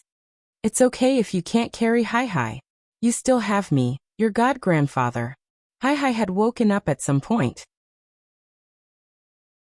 She stared curiously at the old man with a white beard in front of her with her big, beautiful eyes. Her little mouth moved a little, and she looked extremely adorable. Tomac laughed heartily and caressed her pink little face. Hai Hai baby, do you want to say hello to Grandpa? His smile infected Hai Hai. She opened her little mouth and revealed a beautiful smile. Tomac was so excited that his beard twitched. Look, Hai Hai is smiling at me. Aya, this little girl is so lovable. In less than an hour, Bailey Han and the other two were also sent back to the castle. They had already changed their clothes on the speedboat, and their injuries had also been treated, so they didn't look disheveled. Instead, they looked as dignified and calm as usual. In the study, Bailey Han and Mikakito said in unison, "Godfather." Tomac looked serious. "You've worked hard. What do you think about what happened today?" Mikakito said, "The other party not only damaged the brakes, but also installed a bomb in the car. He wanted to kill us. I suspect that it was done by other families, but I don't have any evidence." Bailey Han said, "I've already sent people to the underground parking lot of the hospital to look for clues. In addition, the fragments of the bomb have been collected. Maybe we can find some clues." Tomac's eyes darkened. He tapped his fingers on the armrest of the chair and said in a deep voice, "Ever since I took over Barit's forces, there are still some dissidents who have been secretly operating. Shun, send someone to investigate their movements." Mikakito responded. Something suddenly flashed through his mind, but when he thought about it carefully, he couldn't grasp it. Coming out of the study, he had been silent the whole time. Walking side by side with Bailey Han in the corridor, he suddenly stopped in his tracks, and a strange light flashed through his deep eyes. Bailey Han stopped and turned to look at him. "What's the matter?" Mikakito didn't want to say much, but when he saw the serious look on Bailey Han's face, he said slowly, "You know about how I dealt with Godfather and Su Yunqian some time ago in China, right?" It was a standard statement. He didn't doubt Bailey Han's well-informed sources at all. Bailey Han said in a low voice, "I've heard about it. Are they related to this matter?" Mikakito's eyes were cold. He said lightly, "When I dealt with Su Yunqian, I found out that Su Yunqian has a backer, and her backer is related to the Italian mafia." Bailey Han's eyes darkened. "You suspect that Su Yunqian's backer is behind this matter?" Mikakito sneered. "After I found out that she has a backer, I've been investigating that person's identity. However, until now, I haven't found out anything, which means that the person is very powerful. Otherwise, he wouldn't be able to hide so well in the sphere of influence of the Anya family." Bailey Han frowned. "Let me ask you, under what circumstances would you help a woman at the risk of exposing your identity?" Mikakito stared into his eyes, and the corners of his lips curved into a mocking smile. "You know very well, don't you?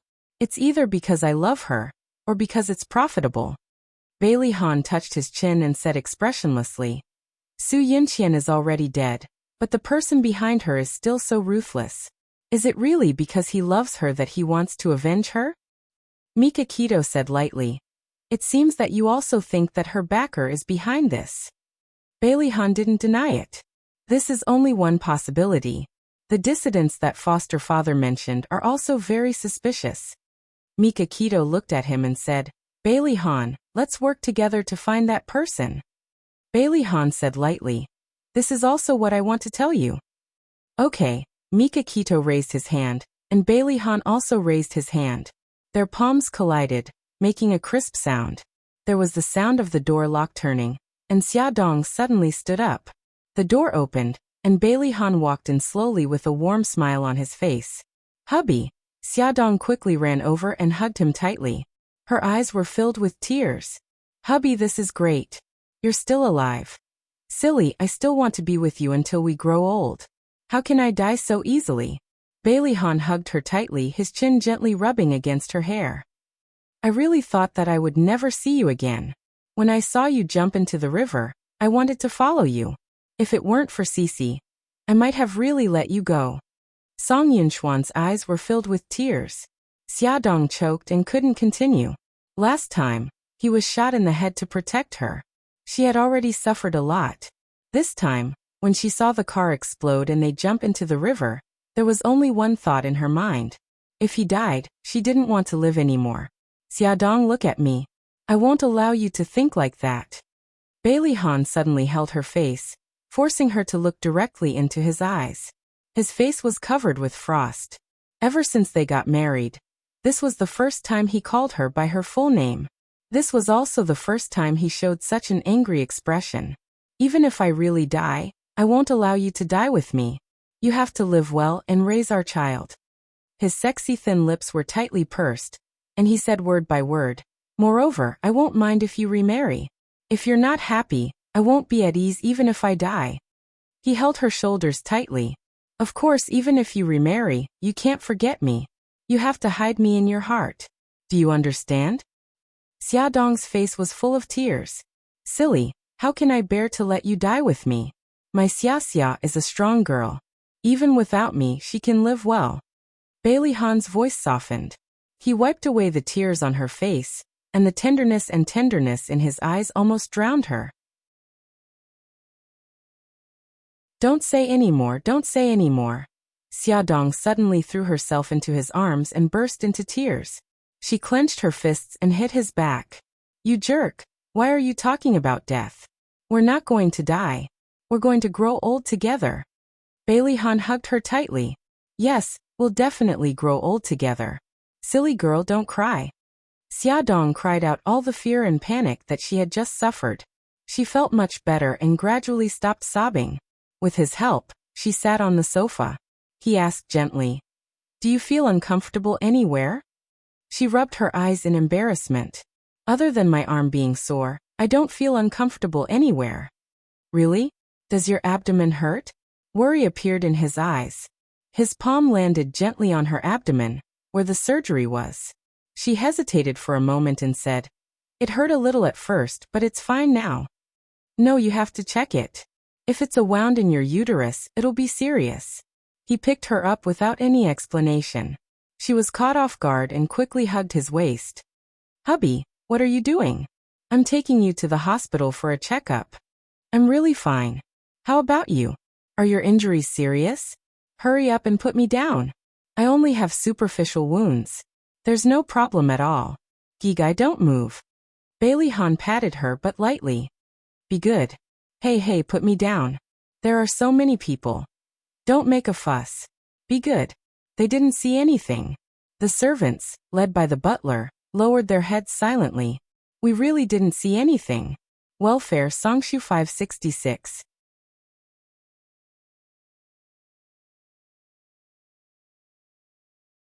Chapter 293. Bailey Han carried Xiaodong and strode to a car. A servant came forward and opened the car door for them. He placed her in the back seat and got in as well. He instructed the chauffeur, "Drive to the hospital." "Yes, Mississippi son-in-law." The car drove all the way to the hospital. After the examination, the hospital said that Xiaodong's wound was recovering well, and there were no problems. After coming out of the office, Xiaodong poked Bailey Han's arm in amusement. "Are you relieved now?" He didn't mind at all and stroked her hair. "Yeah, I'm relieved for now." She raised her eyebrows. "Why is it temporary?" His tone was tender. "It takes at least half a year to recover from a C-section. On the surface, it looks like you've recovered, but in reality, the damage to your uterus will take a long time to recover." She hugged him. "Hubby, don't worry. I'll be very careful in the future." He kissed her forehead. "Honey, you've suffered." She smiled and shook her head. He suddenly sighed. "I'm going to suffer too." She didn't understand. He whispered in her ear, "We won't be able to sleep together for 100 days. Don't you think it'll be very hard?" His hot breath tickled her ear. She coughed embarrassedly. "Let's not talk about this here." He could tell that she was uncomfortable. He chuckled softly and didn't continue. He held her waist. "Honey, are you tired? Let's go home and rest for a while." Xiaodong frowned. "Hubby, I keep feeling that something's wrong." Bailey Han held back his laughter. "What's wrong?" Xiaodong looked at herself and then at him. Her eyes suddenly widened and she cried out, Hi. Where's Hi? Bailey Han couldn't hold it in anymore and laughed loudly.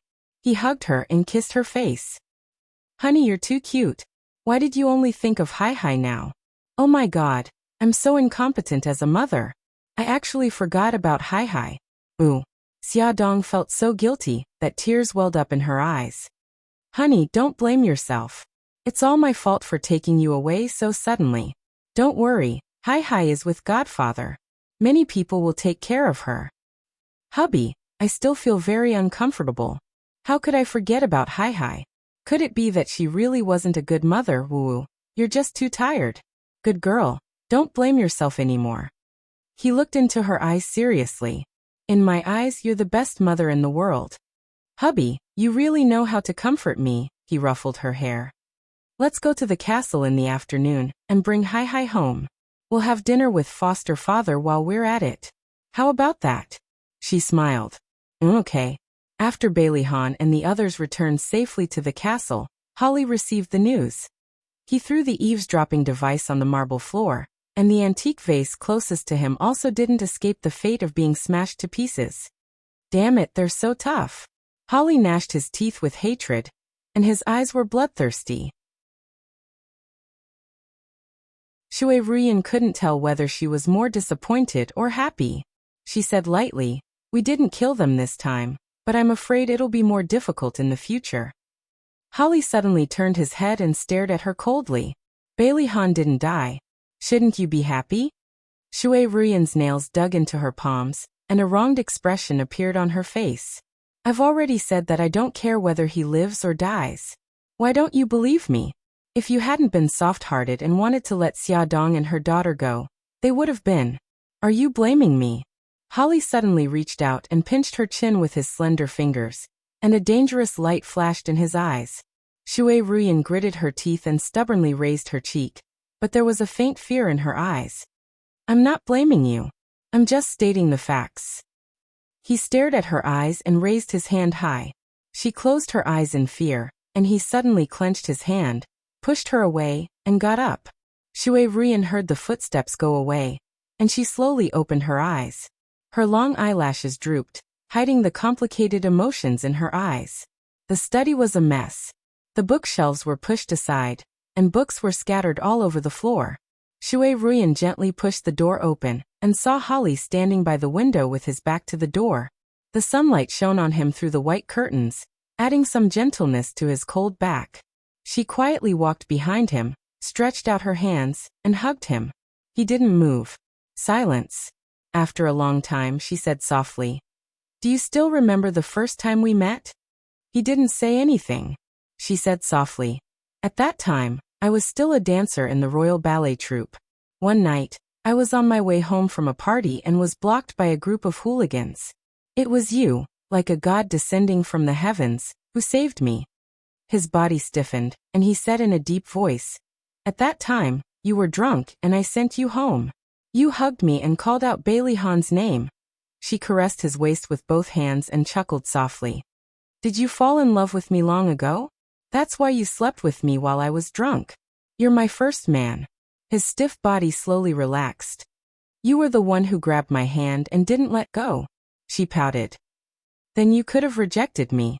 I was drunk to begin with." He suddenly turned around and stared into her beautiful eyes, and his lips curled into a naughty smile. "Who asked you to be so beautiful? Anyway, I'm not at a disadvantage. You're annoying." She pushed him gently. He grabbed her hand and said softly, "Baby, I'm sorry. Sometimes, I can't control my emotions." "I know. I've never blamed you." She leaned her head on his chest and said in a lonely voice, "Holly, I only have you. If there comes a day when you don't need me anymore, you must tell me so that I can leave with dignity." He was silent for a long time, so long that her heart turned cold. She slowly left his embrace and turned around. However, he suddenly grabbed her wrist and pulled her back into his embrace. He pressed her head against his chest. "No, that day won't come." She chuckled. "Even if it's a lie, I'm still very happy." He lifted her chin with his slender fingers and saw her tear-stained face. However, there was still a smile on her lips. "Thank you." Damn it. His heart actually ached for her. "It's not a lie." As soon as he said that, he suddenly bent down and kissed her lips. Like lightning striking the earth, their lips and tongues were intertwined, and they couldn't be separated anymore. She put her hands on his neck. He carried her up and put her on the desk. The two of them kissed passionately. He rubbed her softness through the fabric while her slender fingers unbuckled his belt. His pants slipped. Her slightly cold fingers grasped his burning spot and slid slowly. His fingers also invaded her mysterious realm. Liquid flowed down from the desk. She looked at him seductively and pulled him closer to her. "Darling, do you want me?" He did as she wished. He held her slender waist and thrust forcefully. The sound of the desk shaking, the sound of bodies colliding, and the sound of lewd panting mixed together. Among the piles of books, they were playing out a primitive scene of love. Bao, who was sent to the hospital's underground parking lot to investigate, quickly reported back to Bailey Han. The surveillance camera in the underground parking lot had been destroyed by a pistol. The security guards rushed to the underground parking lot after the alarm went off, and saw a black Audi leaving quickly.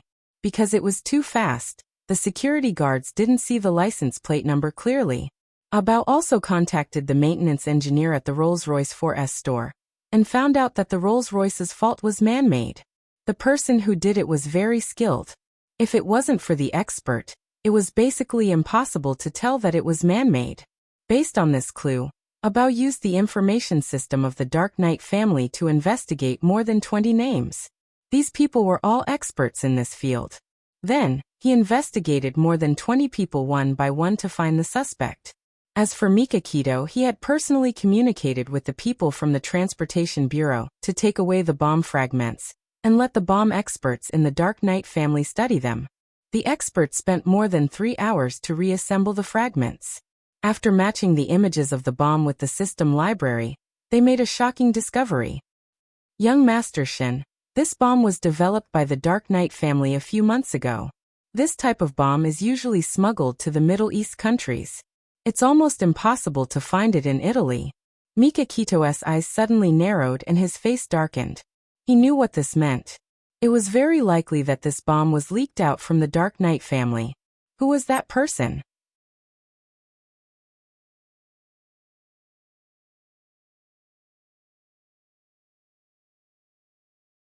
Chapter 294. Mikakito glanced at Suzaku and said, "I asked you to check Shui Ruian's background. How is it going?" Suzaku turned around and glanced at him. Shui Ruian appeared in Rome more than a month ago. I've checked and found that she entered the country from South Korea. I've sent someone to South Korea to investigate, but I haven't received any information yet. She paused and said, "Do you suspect her?" Mikakito's eyes were deep as he said, "This woman is very evil. I have a feeling that she's hiding something."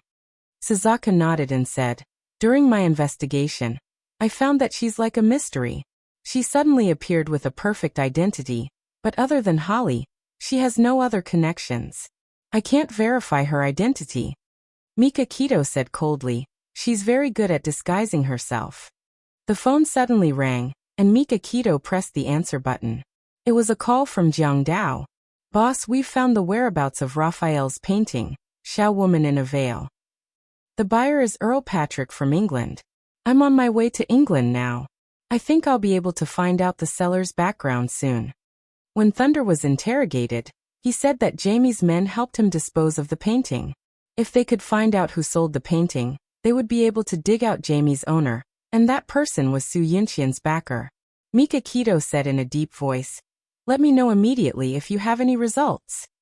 Yes. The next afternoon, Mikakito received Jiang Dao's feedback. Earl Patrick had mentioned the seller's name. The seller was called Samuel Victor. According to Earl Patrick's description, Jiang Dao had asked a portrait simulator to draw a portrait of Samuel. After he took a picture, he sent it to Mikakito through his mobile phone. Mikakito immediately handed the portrait to Andrus and asked him to find a trustworthy brother to search for this person's whereabouts. Samuel Victor was also known as Franklin Delano. Franklin was a very famous art broker in the black market. All the works of art that passed through his hands were stolen goods. He was very tight-lipped and would not reveal any information about the buyer or seller. On the other side of the phone, Andrew said, "Young Master Shin, I've already asked someone to bring Franklin to a secret villa. Are you coming over now?" Mikakito took her coat with one hand and walked out with her phone in the other. "Tell me the address." When Mikakito and Suzaku arrived at the secret villa, Franklin was sitting in the living room with 2 bodyguards beside him. He looked calm, as if he wasn't worried about his situation at all. Mikakito sat opposite him and waved her hand. The 2 bodyguards left the living room, and Suzaku stood behind him, expressionless like a statue. Franklin, let's talk about the painting Xiao Girl in a Scarf. I've told you everything I know. Jamie gave me this painting and asked me to sell it for a good price. He'll give me a 10% commission. Mika Keto said calmly. I want to know who Jamie works for. Franklin shrugged. I don't know. Jamie and I aren't old friends. Is that so? I don't think so. Beitang Shun's slender fingers tapped on the back of the sofa as his lips curled into a sneer. I've already had someone check your transaction records. Out of every 10 transactions, 4 of them were brought to you by Jamie. The reason why your transaction volume has sharply decreased in the past 2 months is also because of Jamie's disappearance, right? Franklin was a little surprised. How did you find out about this? Mika Keto sneered. The Dark Knight family has never failed to find out what they want to find out. You should know the consequences of going against the Dark Knight family. Aren't you curious about where Jamie went? Franklin's body trembled and his eyes widened. You killed Jamie. Beitang Shun lazily leaned back, indifferently glanced at him and said, in fact, he bit his tongue to commit suicide. Of course, if you don't want to tell me what you know, you can also choose to die like him. However, if that's the case, you won't be able to enjoy your 30 million worth of assets. Franklin's face changed, but he didn't give in easily. I only made deals with Jamie every time. He didn't mention anything else. Mika Keto sneered. Your memory doesn't seem to be very good. I wonder if you can remember if I invite your new girlfriend over for a cup of coffee. On the way to the villa, Mika Keto had read all of Franklin's information. Franklin's forehead was already sweating. No, this has nothing to do with Irene. Please don't make trouble for her. Beitang Shun leaned forward and looked into his eyes seriously. He smiled and said, Franklin, let's make a deal. What deal? You just need to tell me who Jamie works for, and I can guarantee the safety of you and your girlfriend. A demon's smile was very seductive, especially when the demon forced a person into a desperate situation and used his smile to seduce people. Very few people could resist that kind of fatal seduction. Franklin hesitated for a moment and finally gave up his professional ethics for his lover. I once saw Jamie standing together with a QXL executive at a cocktail party. They seemed to be very close. Later, I asked him about it, but he denied it, saying that he didn't know any QXL executive. Mika Keto's eyes moved. QXL was the Dark Knight family's business. If he remembered correctly, Holly was now in charge of it, and Shui Ruyan was also working in that company. He asked in a deep voice, which executive? What's his name? QXL's deputy general manager, George. Before that guy joined QXL, he was also in the black market like me. That's why I know him. Beitang Shun stared into his eyes. After Jamie went missing, did anyone take the initiative to contact you and supply you with goods? Franklin shook his head. No, you're right. Jamie was a very important source of goods for me. So after he went missing, I suffered a great loss. Mika Keto pursed his lips. It seems that they have abandoned you. Although I don't want to admit it, that's the truth. Franklin shrugged helplessly. That's how it is to be in our line of work. It's very risky. I've already told you everything I know. Now, it's your turn to fulfill your promise. Mika Keto said calmly. Suzaku, send him out. Yes. Suzaku walked to Franklin's side. She took the blindfold from the table and put it on his head. Then, she took his arm and led him out of the living room. Outside the living room, the 2 bodyguards took Franklin from Suzaku and stuffed him into the car. They slowly drove out of the villa. QXL, did this company have anything to do with Jamie? What secrets were hidden in it? When Suzaku walked into the living room, Mika Keto was still sitting on the sofa. She looked down and tapped her fingers lightly. She seemed to be thinking about something. She pursed her lips and said calmly, if Jamie is related to QXL, then the most suspicious person is Holly. As the manager of QXL, Holly can't not be involved in this matter. Mika Keto slowly raised her head. Her gaze was deep as she said in a deep voice, it's too early to make a conclusion. Now we have to find out the relationship between Jamie and George. Suzaku's lips curved into a mocking smile. Even if you don't want to listen, I still have to say it. Holly is also a suspect in the car accident. Don't you think that your position in the Dark Knight family is too high and you're putting pressure on him? He has a motive to commit the crime. Mika Keto had considered this, but she didn't want to suspect it. However, where there was power, there was bound to be competition, suppression, and even destruction. When she proposed to help Holly, she had already expected that it would cause animosity between her and Holly. Was the mole in the family really Holly? 2 days later, Mika Kito's men were still following George and paying attention to his movements. Abeo made a breakthrough. In the process of investigating the suspects, he locked onto a man named Peter. Peter used to be a car mechanic. He had been in jail for stealing cars, so he knew cars very well. Abeo pretended to be a customer and offered a high reward for Peter to fix a car, so that it wouldn't start properly. Under the temptation of a high reward, Peter readily agreed. After he damaged the car according to the agreement, the engineer who repaired the Rolls-Royce checked the fault of the car and confirmed on the spot that the fault of the two cars was the same. It was definitely done by the same person. Peter realized that he had been set up. He wanted to run away, but 3 men in black suits suddenly rushed over and subdued him. After a round of torture, Peter confessed. A few days ago, when I was fixing the car, a black Audi suddenly stopped in front of me. The man in the car asked me if I wanted to make a lot of money. I was short of money, so I agreed. The next day, the man told me to wait for him at the designated place with the tools. Then he drove me to the underground parking lot of the hospital and asked me to fix the Ferrari and the Rolls-Royce. He also installed a bomb and a bug under the Ferrari. Why did you install a bug? Abeo asked. I don't know. It was my employer's order. I just followed his orders. What's his name? I don't know. Do you still remember what he looks like? I know how to draw. I can draw it for you, but you have to promise me that you won't kill me or hand me over to the police. Okay, I promise. But if you dare to fool me, I will never let you go. After some negotiation, Peter drew a portrait. He said, "That man looks very cold. He doesn't talk much. He is muscular and has scars on his arms. I suspect that he is a mercenary. Come and see." Hongcha 866.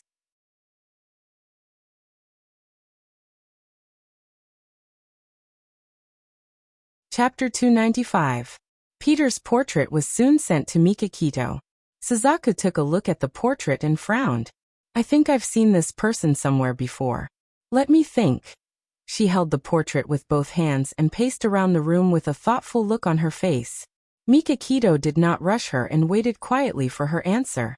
Nearly 3 to 4 minutes later, she suddenly stopped and a trace of surprise flashed through her eyes. I remember now. When I was investigating Shui Ruyan some time ago, I saw this man opening the car door for her. At that time, his face was tilted to the side, so I couldn't see it clearly. But when he walked to the driver's seat, I saw his face clearly. It's really him. This matter is related to Shui Ruyan. Mika Keto was shocked. He clenched his fists and stood up with a cold expression. We must inform Bailey Han immediately and alert them. He was worried that Shui Ruyan would take the opportunity to do something bad to them. Vermilion Bird nodded.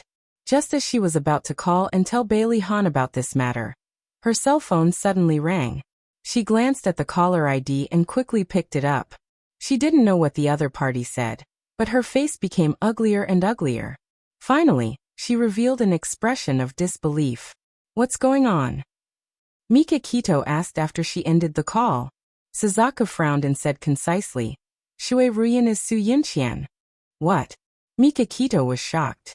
Something flashed through his mind, and he sounded a little anxious. You've already confirmed it? Yes. The person who was sent to South Korea said that he found out that Shui Ruyan had undergone plastic surgery. He used a lot of methods to find the doctor who did the plastic surgery for her. He also got a photo of her before the surgery from the doctor. The photo showed that Shui Ruyan and Su Yinqian are the same person. After a moment of shock, Mika Keto quickly calmed down. His handsome face was terrifyingly gloomy. Everything makes sense now. Su Yinqian turned into Shui Ruyan and appeared here to take revenge. Suzaku analyzed calmly. She couldn't have done it alone. After she entered South Korea, her only contact was Holly. Now, are you still willing to believe that Holly is innocent? Mikakito clenched his fists. He exuded a cold aura and his eyes were cold. If Holly is really Su Yunqian's backer, I won't go easy on him. If Holly really did something to harm him in Xiaxia, he would never forgive him. After Bailey Han learned about Shui Ruian's true identity from the vermilion bird, he was also very shocked. His mind quickly flashed with the scenes of every meeting with Shui Ruian. Her speech, her actions, her expression. In the end, he couldn't help but admit that Su Yunqian's acting was too brilliant. She played Shui Ruian so vividly that there were no flaws. After a short moment of shock, Xia Dong began to feel scared. She had thought that Bailey Han and Mikakito's attitude toward Shui Ruian was strange. Now she knew how wrong she was. Hubby, if Su Yunqian did something to Xiao Guai and Hai Hai, I can't imagine it. Don't think too much. Bailey Han hugged her and stroked her back. There was a cold light in his eyes. Now that we know her true identity, we must strip her of her disguise. Didn't Brother Shin say that her bodyguard bribed Peter to plant a bomb and a bug under the car? I think it's very strange. She should hate me the most. If that's the case, why did she wait until Hai Hai and I escaped from the car before detonating the bomb? Countless thoughts flashed through Bailey Han's mind. He stared into her eyes, wanting to say something, but hesitated. Hubby, do you know something? He moved the corners of his lips and said in a low voice, Honey, I suspect that Holly is Su Yunqian's backer. I once heard from Mikakito that Su Yunqian has someone behind her, and the person behind her is the Italian mafia. Now all of this points to Holly. Xia Dong widened her eyes in disbelief. She grabbed his arm tightly and murmured, Impossible. Holly is very good to me and the children. Bailey Han held her shoulders tightly. Honey, the car exploded after you escaped because Holly couldn't bear to kill you and Hai Hai. Xia Dong shook her head and said anxiously, No, he's also very close to Brother Shen. Holly hates Mikakito too much. How could they be close? It's just a show. How could that be? Because Mikakito has threatened Holly's position. Godfather once said that he would announce a major decision at Hai Hai's 1-month-old party. This major decision has to do with Holly inheriting the family business. If Holly can't correct his mistakes within 3 years, he will be stripped of his right to inherit the family business, and Mikakito will replace him to inherit the family business. Xia Dong's voice was dry. How did you know? Bailey Han said softly. Godfather once asked for my opinion on this matter. At that time, I suggested that Holly might fall out with Mikakito because of this matter. Godfather said that this is also a test for Mikakito and Holly to see which one of them is qualified to inherit the family business. Xia Dong's eyes were covered with a layer of mist. She bit her lip. I still don't believe it. Although Holly is playful and unrestrained, he has always been very good to us. When I didn't know a word of Italian, he taught me patiently and even taught me how to ride a horse. As she spoke, tears fell from her eyes. On my birthday, he gave me a horse. He named the horse Princess. He said that the horse was just like me, the princess of the Dark Knight family. She cried and shook her head. I don't believe it. I don't believe that such a gentle person would do such a cruel thing for power. Bailey Han hugged her tightly and stopped trying to persuade her. He knew how she felt now. She had already regarded Holly as her brother. She didn't believe that her brother would do anything to hurt her or the other family members. It was just like when he found out about Su Yunqian's true colors. He also found it hard to believe. After coaxing her to sleep, Bailey Han went to the study and called Mikakito to discuss with him how to find evidence to expose Holly and Shui Ruian's true colors. George, this chess piece should be put to good use. George was a man in his 40s. He had gray hair and a big belly. He always had a smile on his face. There was a hidden light in his light green eyes. And he was also a lecherous man. This morning he went to the cafe to buy coffee. There was a beautiful Asian woman in front of him in a long red dress. Her long hair fell over her shoulders, and the cleavage on her chest was faintly discernible. She was very attractive. She looked anxious and was negotiating with the clerk. I'm sorry, I really lost my wallet. I work in a company nearby. Can I send the money over later? The clerk said apologetically, I'm sorry, Mississippi. It's against the rules. George squeezed forward. I'll pay the bill for Mississippi, thank you. Thank you so much. Can you give me a business card? I'll pay you back. George took out a business card and handed it to her. He smiled and said, You don't have to pay me back. If you have time, you can buy me a drink. Okay, no problem. The woman smiled and reached out her hand. Hello, Mr. George. My name is Suzaku. George took her hand and smiled. Suzaku. That's a very special name. Are you Asian? Yes, I am. I have something to do, so I'll leave first. Suzaku waved the coffee in her hand. Thank you for the coffee. After work in the evening, George walked out of the QXL building. From afar, he saw a red figure standing next to a marble pillar. Her figure was very attractive. He couldn't help but take a few more glances. He didn't expect that figure to suddenly turn around. He was stunned. It's you. It's me, George. Can I buy you a drink? Suzaku smiled brightly. Her lips curled up seductively. Her face was really beautiful. Her enchanting smile made George dizzy. He walked a few steps forward and stopped beside her. He chuckled and said, Of course it would be my honor. She tilted her head and winked playfully. Drive your car. Okay.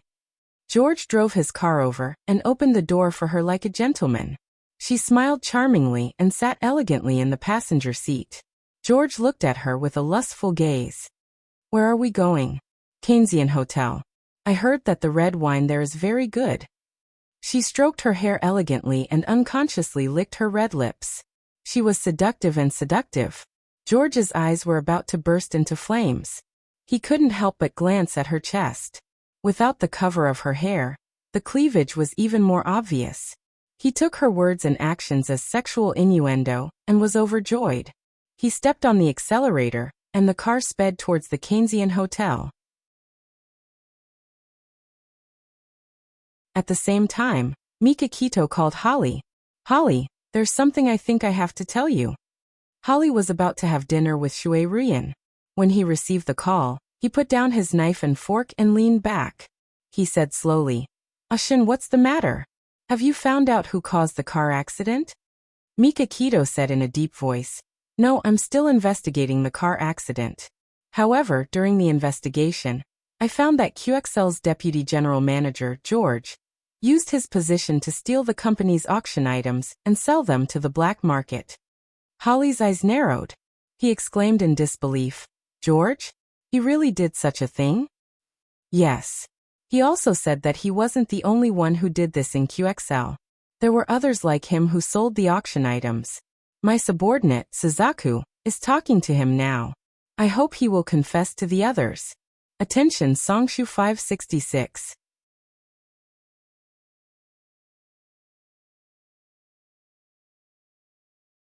Chapter 296. Holly tightened his grip on the phone. His eyes were cold and his voice was filled with anger. Damn it! How could George do such a thing? Is Suzaku negotiating with him now? Where are they? I want to ask him face to face why he betrayed the family and the company. He's at the Keynesian Hotel. Holly, I hope you can calm down. Don't be impulsive. Suzaku had a hard time convincing him to confess. I know. Don't worry, Shun. Thank you for telling me this. I won't let anyone who betrays the company off. After ending the call, Holly hung up the phone angrily. Damn it. I knew that bastard George was unreliable. Holly grabbed his coat from the hanger and kissed Shui Ruyan's forehead. I'm going out. I can't have dinner with you. Shui Ruyan held his hand worriedly.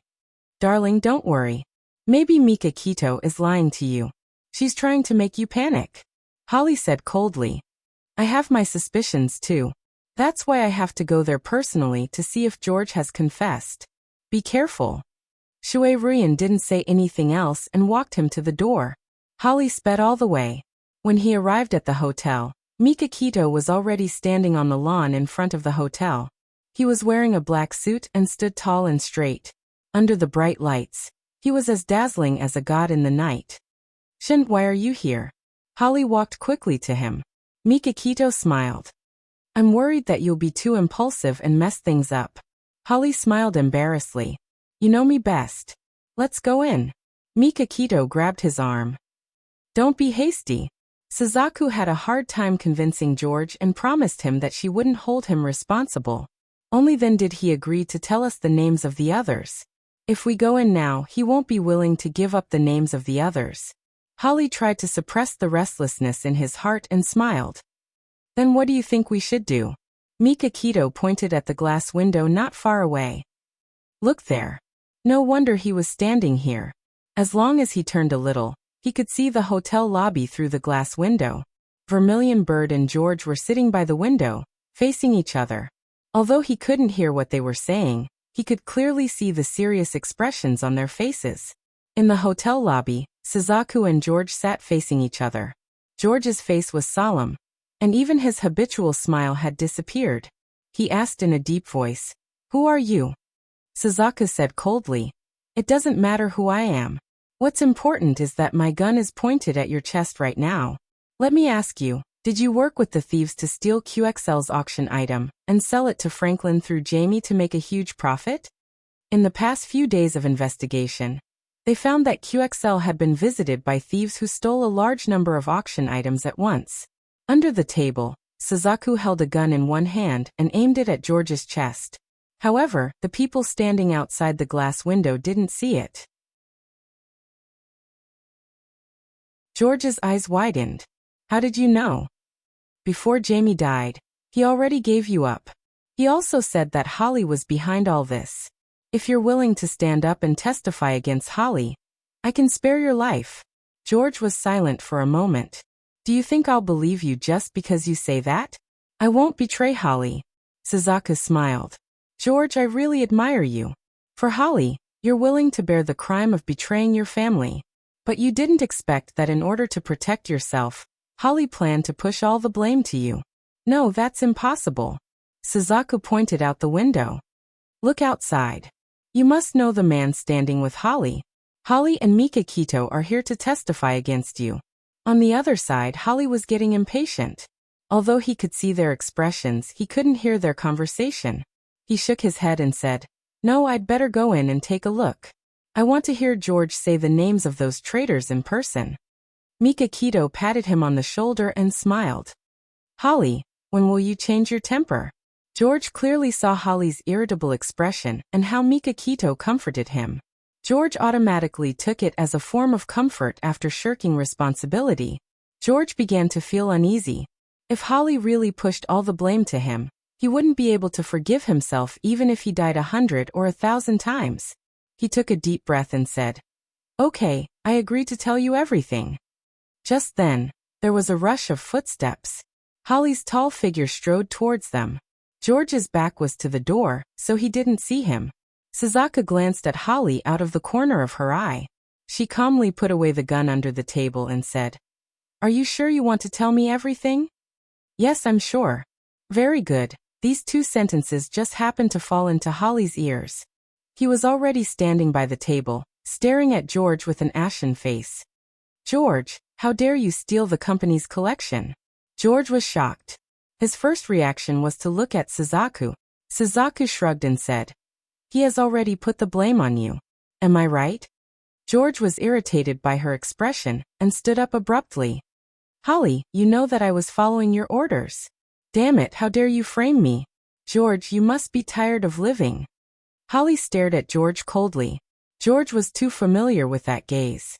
Every time one of Holly's subordinates made a mistake, he would stare at that person with that gaze and make him suffer. George knew very well that Holly was threatening him. George was tongue-tied and cold sweat broke out on his forehead. Mikakito patted Holly's shoulder and said helplessly, "Holly, I know you. You would never do such a thing. Let's listen to what George has to say first. Don't scare him." Holly's gaze was still locked on George, but his lips curled up into a smile. "Shun, fortunately you understand me. George, go ahead and explain everything clearly. Don't let anyone misunderstand." Suzaku acted as if she did not see Holly and comforted George softly. "George, don't be afraid. Tell us everything you know. I will help you." George did not dare to say anything when the demon in human skin was standing beside him. He clenched his fists and suddenly stood up. I'm sorry, everyone. I'm not feeling well. I'll leave first. The fat figure fled as if there was a monster chasing after him. Hey, George. Suzaku wanted to chase after him, but was stopped by Mikakito. Forget it. Don't force him. Let him calm down. We'll find a chance to ask him tomorrow. Suzaku sighed. That's the only way. Holly looked apologetic. I'm sorry. It's all because I was too impulsive. It's okay. He was hesitant to begin with. I just have to put in a little more effort. Suzaku smiled thoughtfully. Boss, Mr. Holly, please continue. She nodded politely and then walked out of the hotel. Holly glanced at her back and turned to look at Mikakito. He smiled apologetically. Shin, you won't blame me, right? Why would I? Don't take it to heart. Suzaku will find a way to pry open George's mouth. Mikakito smiled. Do you want to have a drink? Holly shook his head exaggeratedly. Forgive me. Ruyin is still waiting for me at home. If she finds out that I'm drunk, she will shut me out. Mikakito chuckled. Okay, I won't force you. The two walked out of the hotel, chatting and laughing, and drove away in their respective cars. Mikakito glanced at Suzaku, who was sitting in the front passenger seat. Suzaku coughed and said, During my conversation with George, I was sure that Holly had something to do with the resale of the auction items. Unfortunately, George was so close to identifying Holly. Mikakito pursed her lips and said calmly, It's okay. At least, we are sure that Holly has something to do with this. I know him. He will never let George go. Send someone to keep an eye on them. Mikakito was not the only one who knew Holly. George knew him too. George knew that Holly would not let him go. So after he fled home in a panic, he immediately packed his luggage and planned to escape Rome overnight. However, he was still one step too late. The moment he stepped out of the house with his suitcase, the assassin hidden in the dark aimed his gun at him and was about to pull the trigger. Suddenly, the assassin felt a sharp pain in his calf. Something had drilled into his leg. He couldn't stand still, and his body swayed. The bullet that he fired also deviated from its fixed trajectory. Be careful. George had just taken 2 steps when someone jumped out of the bushes and pushed him to the ground. George's chubby body fell to the ground, and he grimaced in pain. He thought that he had encountered Holly's assassin and struggled with all his might. The man on top of him said in a low voice, Don't move. I'm here to protect you. George immediately stopped struggling, and the man dragged him to hide behind the bushes. The assassin sent by Holly dragged his leg, which was shot through by a bullet, and raised his gun to look for traces of George. Blood stained his trousers and left a trail on the ground. Poochie, another bullet shot into his other leg. Quick, catch him. 2 black figures suddenly ran out from behind the tree and subdued the assassin in a few moves. The assassin still wanted to struggle, but he was hit on the back of his head and fainted. At this time, Jiang Dao walked over with George. Get him into the car. George, you come with me. After getting into the car, George saw the assassin's face in the dim light. He was indeed sent by Holly. The group returned to Mikakito's place. George didn't hesitate to tell him everything he knew about Holly's crimes after saving his life. Even in his dreams, Holly had never imagined that Baitangshan's purpose in luring him to the hotel wasn't to have George identify him on the spot, but to arouse his desire to silence George. Thus, Baitangshan was waiting for him. Beauty novel Hongcha 866.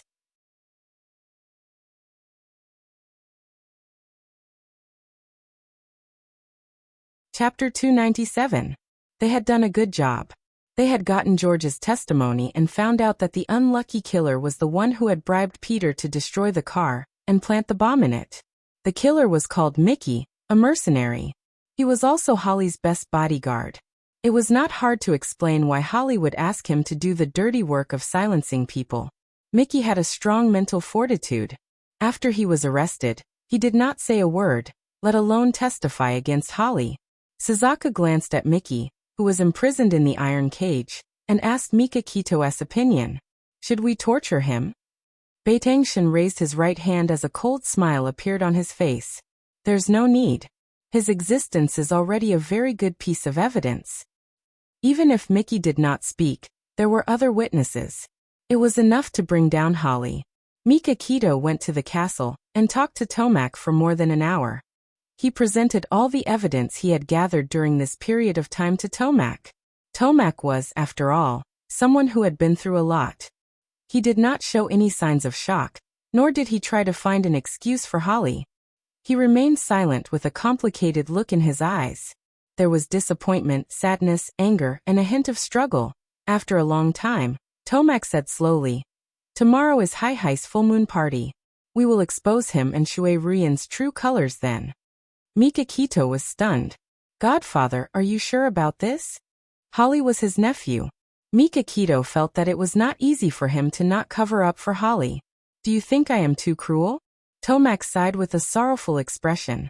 "Ah Shun, I'm also responsible for Holly's current state. I always felt that he had lost his parents when he was young, so I should let him feel the warmth of a family. That's why I neglected to discipline him and nurtured his bad habits. This time, I should also be ruthless. Otherwise, his life will be over." On the way back, Beitangshan couldn't help but think about this matter. This was the first time he saw Tomac reveal such a sorrowful expression. Although Tomac was the father of the mafia and was a legend that was unreachable, he was still an ordinary person. He also had family needs. He treated Holly as his own son, so it was no wonder that he would be sad. The 1-month-old banquet was held in the castle of the night. Those who were invited were the heads of the big families, as well as many rich people, politicians, and celebrities. In short, those who could get an invitation were all people with a reputation. The main hall of the castle was magnificent and dazzling. A beautiful melody lingered in the hall. Men in luxurious clothes slowly entered the hall with their female companions. Their every movement showed their noble status. The music suddenly stopped. All the lights converged on the spiral staircase. Everyone's eyes were fixed on it. Tomac stood there in a black tuxedo. There was a gentle smile on his weathered face.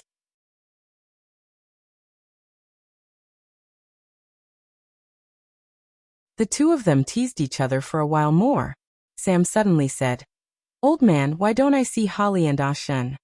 The smile on Tomac's face froze. "They'll be here soon. I have something to announce later." "What is it? Why are you being so mysterious?" Tomac patted him on the shoulder and smiled. "I can't tell you for now. Old man, have a few more drinks. I'll take the two of them for a walk." Even though Bailey Han was carrying a child, it couldn't hide his charm. From time to time, young girls who had just experienced their first awakening of love would cast shy glances at him, or beautiful young women would cast scorching glances at him. Xiaodong was slightly jealous.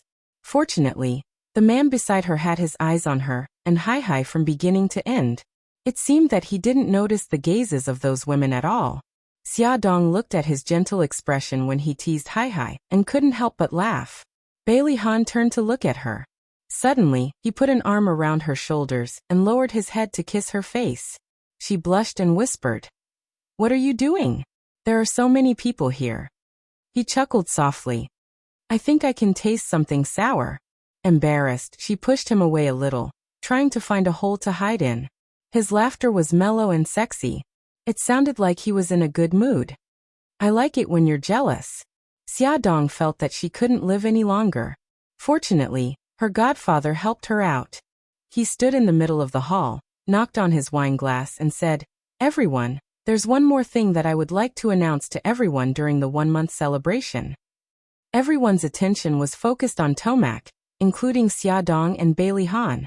The smile on Tomac's face had long disappeared. His expression was solemn as he glanced at everyone in the hall.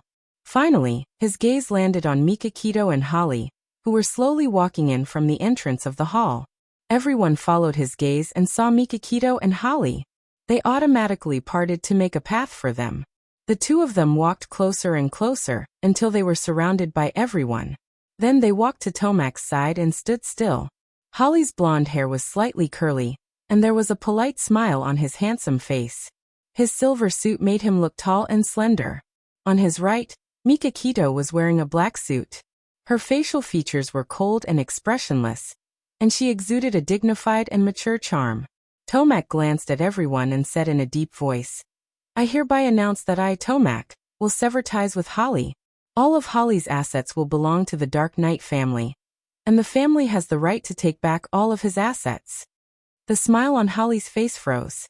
He stiffly turned his neck and stared at Tomac in shock. "Uncle, are you kidding?"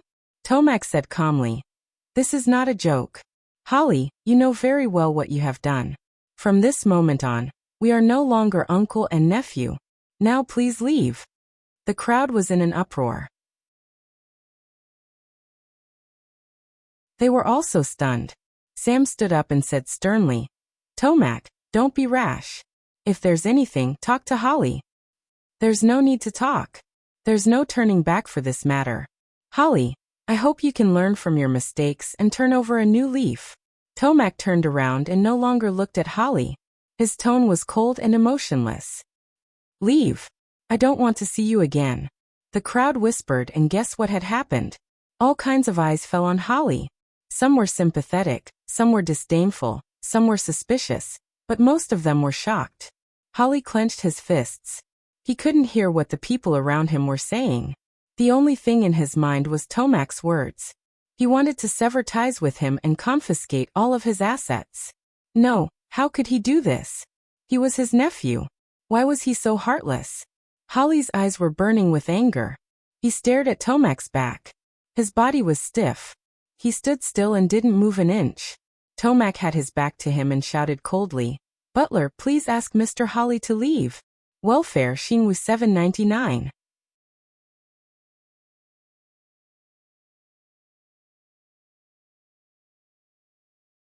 Chapter 298. Xiaodong was shocked. She could not believe what she had just heard. When the butler led the bodyguards in and grabbed Holly's arms, she finally reacted and rushed out. Bailey Han wanted to hold her back, but she pushed him away forcefully. Xiaodong rushed to Tomac and said anxiously, "Godfather, you can't do this. You can't treat Holly like this." Tomac's Adam's apple bobbed and he said in a low voice, "Xia, don't get involved in this matter." "No, Godfather, Holly is your nephew. You can't treat him like this. Is there a misunderstanding?" Xiaodong looked at Mikakito, who was expressionless and silent. She said anxiously, "Brother Shin, say something and plead for Holly." Mikakito's thin lips moved slightly and she said indifferently, Xia, since Godfather has decided, let's do as he says." "Mikakito, you bastard. It's all because of you." Holly could no longer suppress his anger. He kicked away the bodyguards who were holding him and pounced on Mikakito. "Mikakito, you hypocritical bastard. I'm going to kill you." Holly's right hand reached for his waist out of habit. Bailey Han's heart tightened, and he hurriedly pulled Xiaodong behind him to protect her. The others also stepped back, afraid that Holly would accidentally hurt them. Only Tomac and Mikakito remained standing in the distance with cold expressions. Damn it!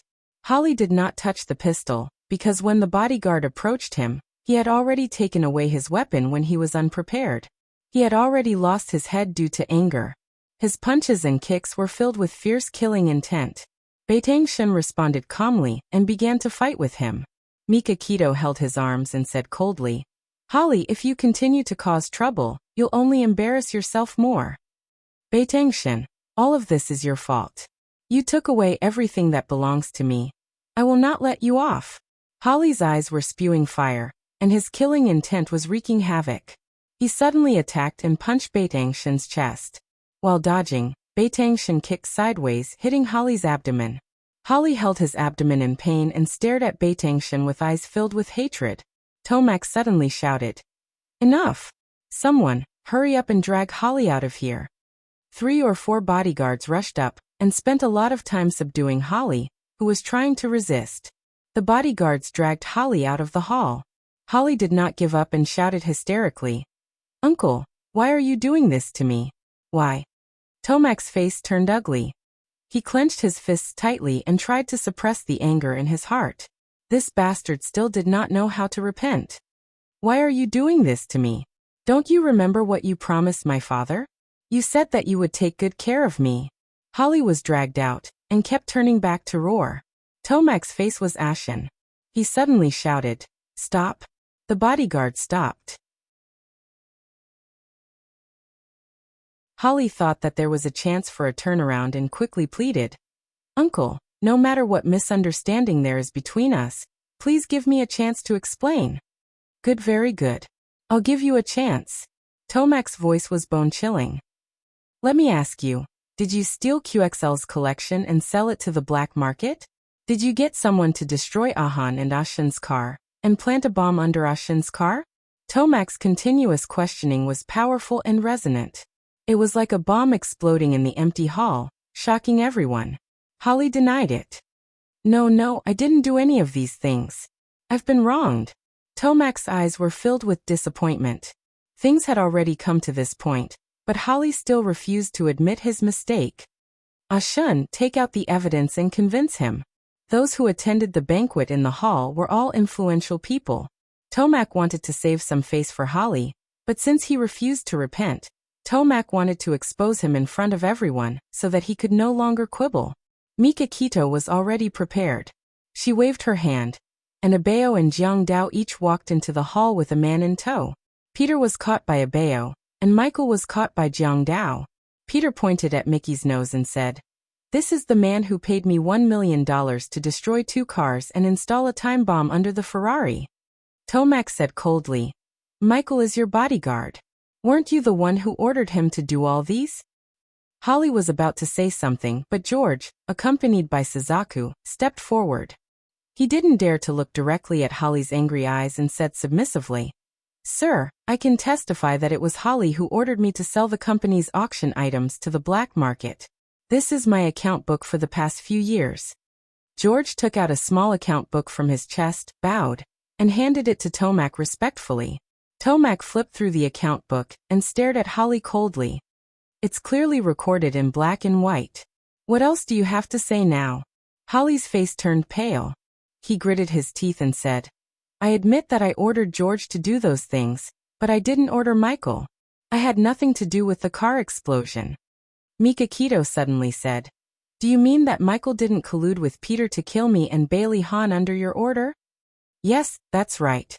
I didn't know about it at all. It was Michael's personal behavior," Holly said firmly, pushing all the blame to Michael. Although Mickey was employed by Holly, he had a strong sense of honor. He obeyed all the orders. No matter if it was killing or arson, he would keep his mouth shut. Even if he was tortured, he wouldn't reveal anything about his employer. However, he would never allow others to frame him. Thus, his cold face had a subtle change. Mika Kito noticed it and sneered, "Holly, Michael was very loyal to you. Even after he was caught by us, he didn't say anything bad about you. However, you pushed all the blame to him. You've gone too far. I didn't order Michael to do those things. Why should I admit it? As to whether he did it himself or not, you should ask him." Holly didn't care about Michael's feelings at all. He still insisted that it was all his fault. Mika Kito's deep eyes fell on Michael as she said coldly, "Michael, how long are you going to cover for him? Are you going to atone for his crime? Let me remind you that he has no money now. He may not even be able to pay you your previous employment." Holly said loudly, "Michael, be careful with your words. Don't frame me." Michael couldn't restrain himself anymore. His cold eyes suddenly turned to Holly. "You don't deserve my protection. From this moment on, I'm going to fire you." He ignored Holly's shocked eyes and said sincerely, "I'm sorry. I hid it from everyone. I did follow Holly's orders to instruct Peter to destroy the car and install the bomb." "You're framing me, Uncle. Michael holds a grudge against me. Don't believe what he says." Holly was forced into a corner. His eyes were almost crazy. Michael straightened his chest and raised his head to face everyone's doubts. He said in a deep voice, "I have evidence to prove what I said. The money paid to Peter was transferred to Mr. Holly's account in a Swiss bank. You can check his account details." "I've already checked it." At some point, Mika Kito had a bank statement in his hand.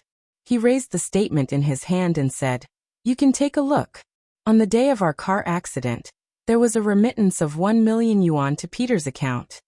Everyone was in an uproar. It was clear who was right and who was wrong.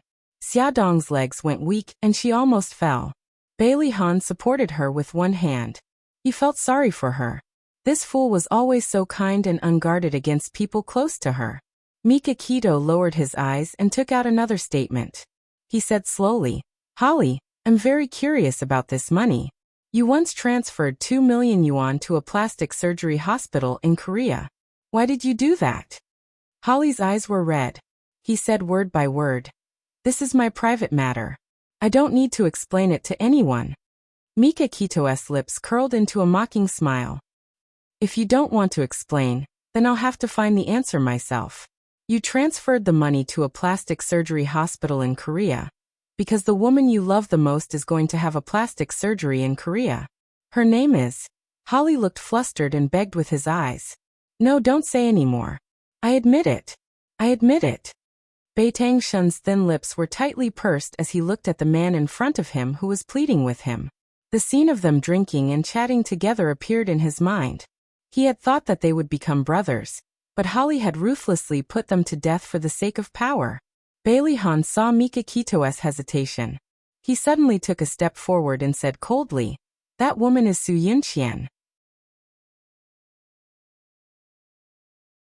Her name is also Shui Ruyan. She once tried to kill my wife and used Barit from the Yulis family to deal with the Anya family. No, Shui Ruyan is not Su Yunqian. Holly was in a sorry state. Suzaku raised a stack of photos for everyone to see clearly. These are the photos of Su Yunqian before and after her plastic surgery. I also got the testimony of the plastic surgeon from Korea to prove that they are the same person. Holly's and Shui Ruyan's true faces were revealed in front of everyone, dripping with blood. At this time, Shui Ruyan, who was also Su Yunqian, was standing at the back of the crowd. She looked at the people who suddenly turned around and looked at her with an indescribable expression. No, I'm not. All her disguises were removed. She was on the verge of collapse. If she had known this, she wouldn't have come to the full moon banquet with Holly. No, I'm not. Su Yunqian shook her head in panic and turned around to escape. One of the guests blocked her way. She ran in another direction but was stopped by someone again. She was like a rat at the end of her rope, surrounded by everyone who pointed and mocked her. Welfare Shinwu 799.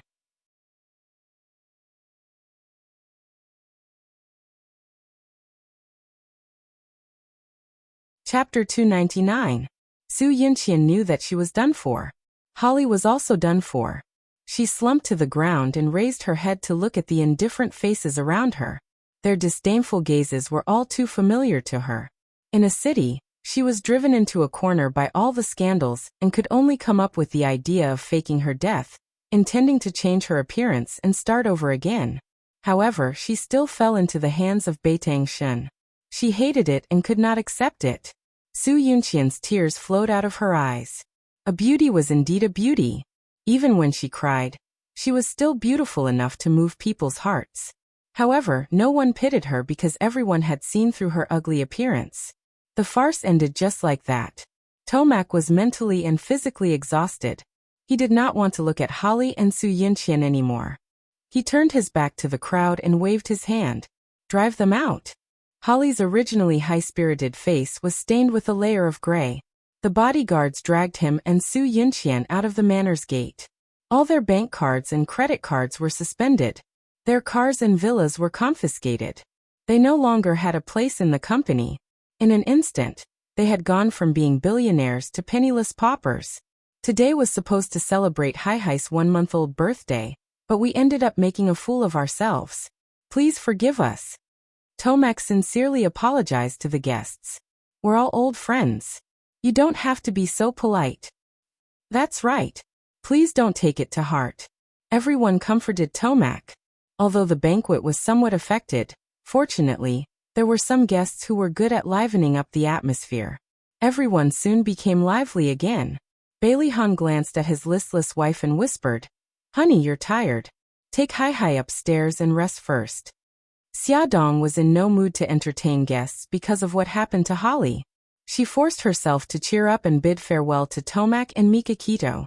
She took her daughter from Bailey Han's arms, and the mother and daughter quietly returned to their room through the back stairs.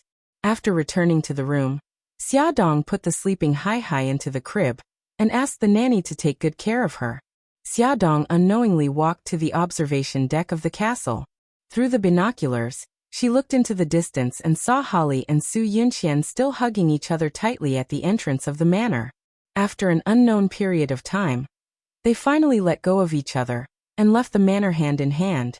They no longer had a car and were penniless. How were they going to leave this place? Xiaodong's mood was very complicated. She watched for a long time until the two figures completely disappeared from her sight. Then she put down the binoculars and sat on the chair in a daze.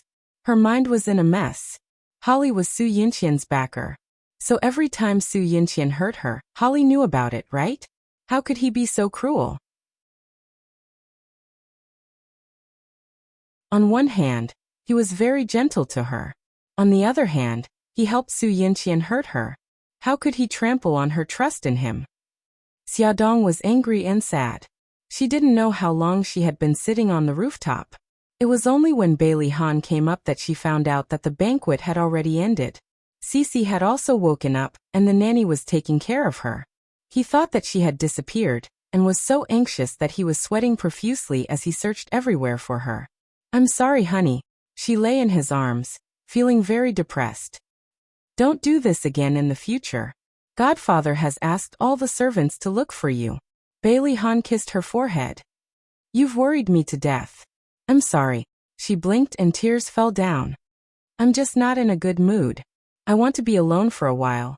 I know. Okay, don't cry. It's windy here. Let's go back to the room, okay?" His voice was gentle and warm to her hurt heart. His slender fingers wiped the tears from the corner of her eyes. "Do you want to walk by yourself or do you want me to carry you?" "Carry me." She rubbed her nose, which turned pink. She stretched out her arms as if she was being shameless. "Okay, I'll carry you." He rubbed her hair and turned around. He squatted in front of her and spread his arms behind his back. "Honey, come on." She leaned against his broad back, and he held her legs with both hands. He stood up easily, and with steady steps, he slowly walked down the stairs. She wrapped her arms around his neck and leaned her head on his back.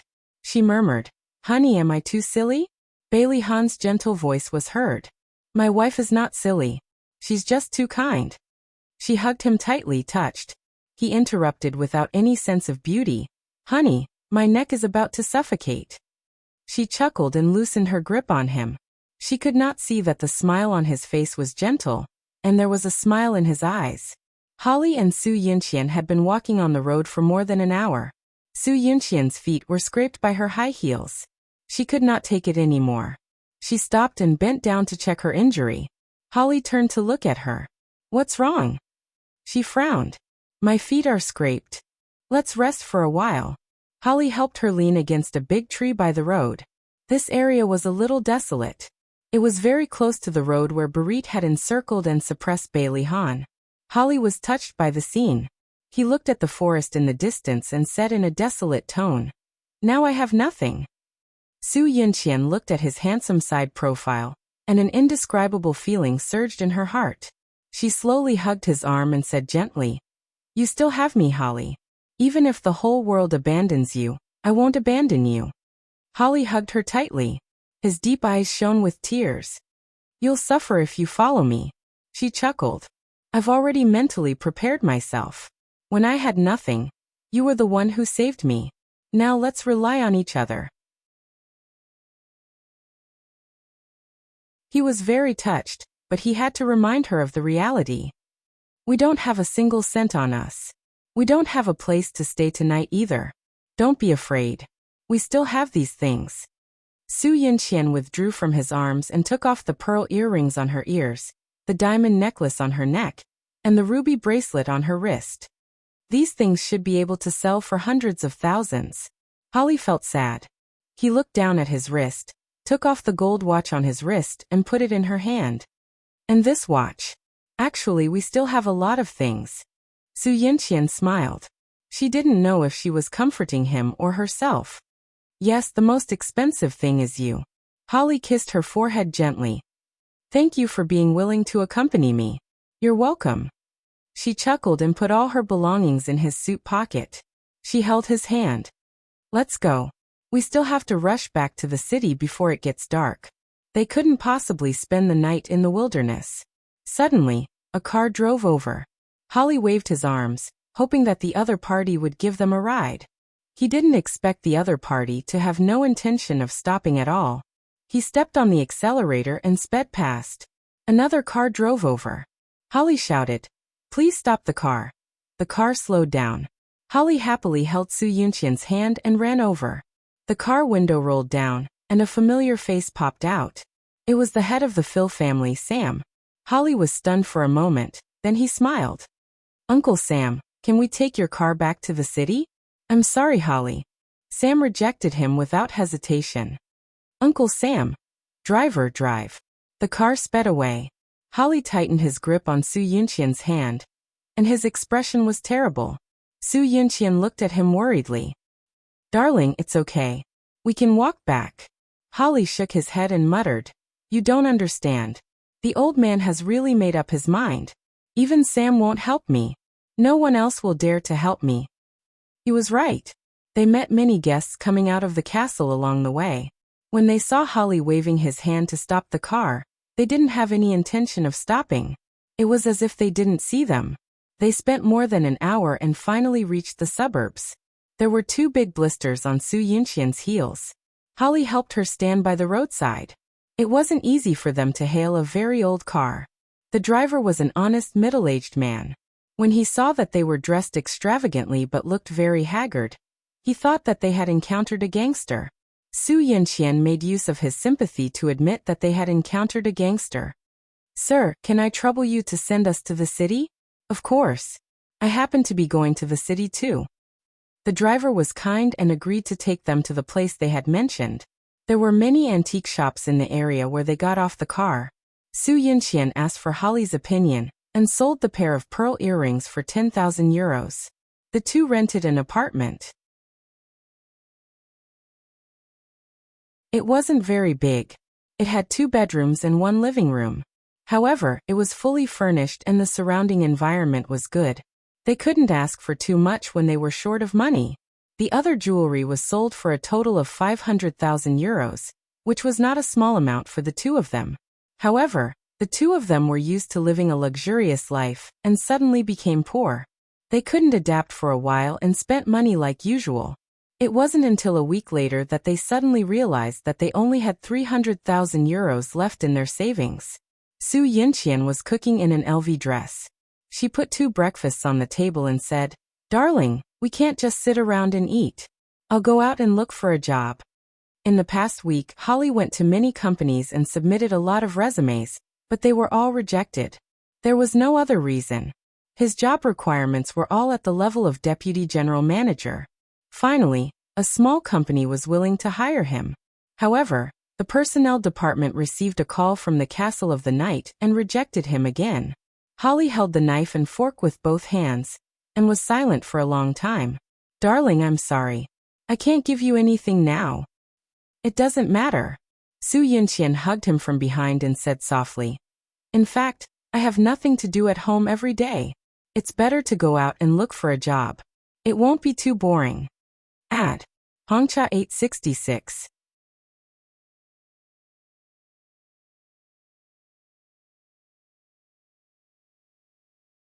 Chapter 300. Holly knew that she was only saying that to comfort him and to protect his self-esteem. He was very touched. He got up and hugged her tightly. His voice was hoarse as he said, "Baby, give me 2 years. I'll definitely let you live a life of high society again." "I know. I believe in you." Su Yunqian raised her head and kissed the corner of his lips. Her smile was warm. He hugged her tightly. After the 2 of them finished breakfast, Holly went out to look for a job with a briefcase in his hand. Su Yunqian stood at the entrance and helped him tie his tie. He gave her a goodbye kiss. She smiled and waved. "Darling, be careful on the road." After sending Holly off, Su Yunqian stood at the small kitchen door and looked at the pots and pans in the sink. Her expression was a little dazed. After a while, she slowly squatted down, covered her face with her hands and wailed. Holly walked downstairs and realized that he had forgotten to bring his phone. He went upstairs to get his phone. After opening the door with the key, he heard Su Yunqian's sad cries. His footsteps froze. He didn't continue walking. Instead, he slowly walked out of the room and gently locked the door. He leaned against the wall and clenched his fists tightly. He thought that she was very strong, but he didn't know that she was always secretly crying behind his back. When he was at his lowest point, she still supported him without hesitation and accompanied him. She really loved him, but he couldn't abandon his ridiculous self-esteem. He angrily punched the wall. Finally, a determined expression appeared on his handsome face. He was no longer alone. He couldn't be willful anymore. He had to think of a way for the two of them to survive. Holly interviewed for 2 more companies, but he still didn't succeed. After walking out of the company, he tore up all his resumes and threw them into the trash can. He drove a newly bought second-hand car around the city and found a construction site. There were many workers busy at the site. There was also a fat man who looked like a supervisor wearing a hard hat looking around. "Hey, you're not allowed to park here. Get out of the way." The security guard at the site saw Holly's car and ordered him to drive away. Holly looked at the security guard and asked, "How much is your monthly salary?" The security guard thought that he was mocking him and was very annoyed. "I said, if you don't leave, I'll call the police. Hurry up and leave." Holly's face sank. If someone dared to talk to him like this in the past, he would definitely teach that person a lesson. But now he tried to suppress his anger and said, "I think you misunderstood. What I mean is that I need a job." The security guard looked at him suspiciously. "If I'm not mistaken, the clothes you're wearing are very expensive. Are you sure you're not joking?" Will looked at him with sincere eyes. "It's true. My company went bankrupt, so I need a job urgently." The security guard pointed at the empty space next to him. "Park your car over there first, then come and find me." "Okay, thank you." Holly followed the security guard's instructions and parked the car across the road. Then he went to the security booth to find the security guard. The security guard put on his hat and said, "Come with me. I'm an old friend of the supervisor here. He said 2 days ago that he needed to recruit a construction worker. If you can bear the hardships, you can give it a try." "Okay, no problem.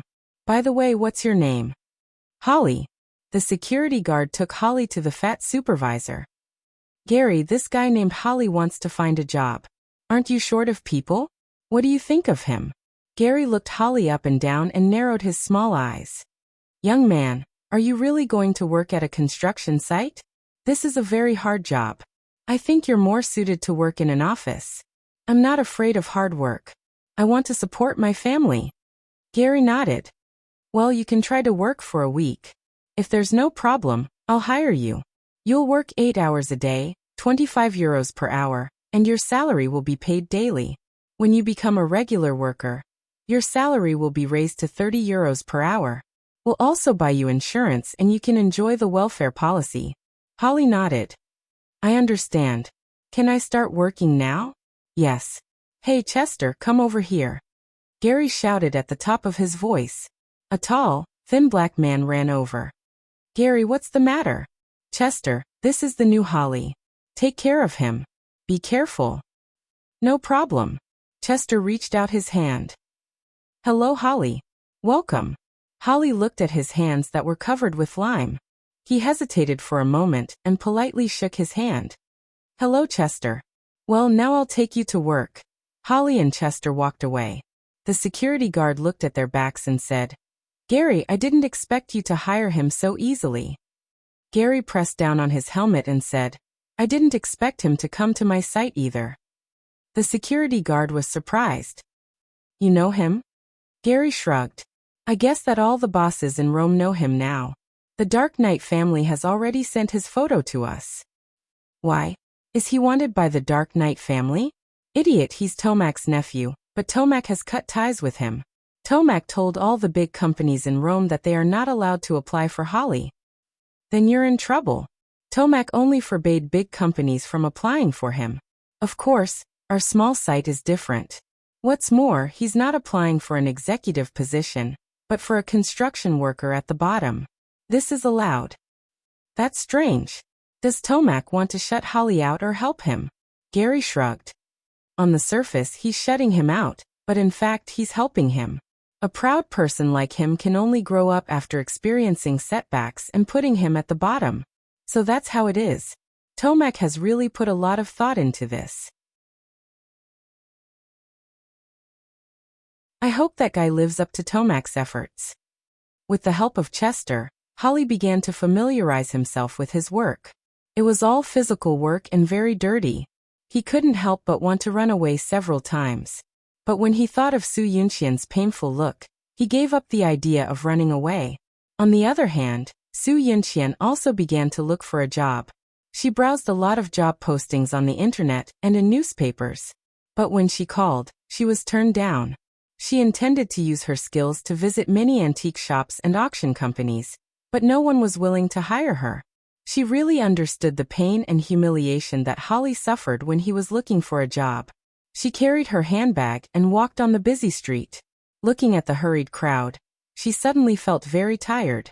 Since she was a child, she had been a proud daughter of a rich family. She had lived a rich life and had never worried about money. But now she had to restrain her desire to buy things. She had to calculate how to save money. When she applied for a job, she also had to face the doubts and disdain of those people.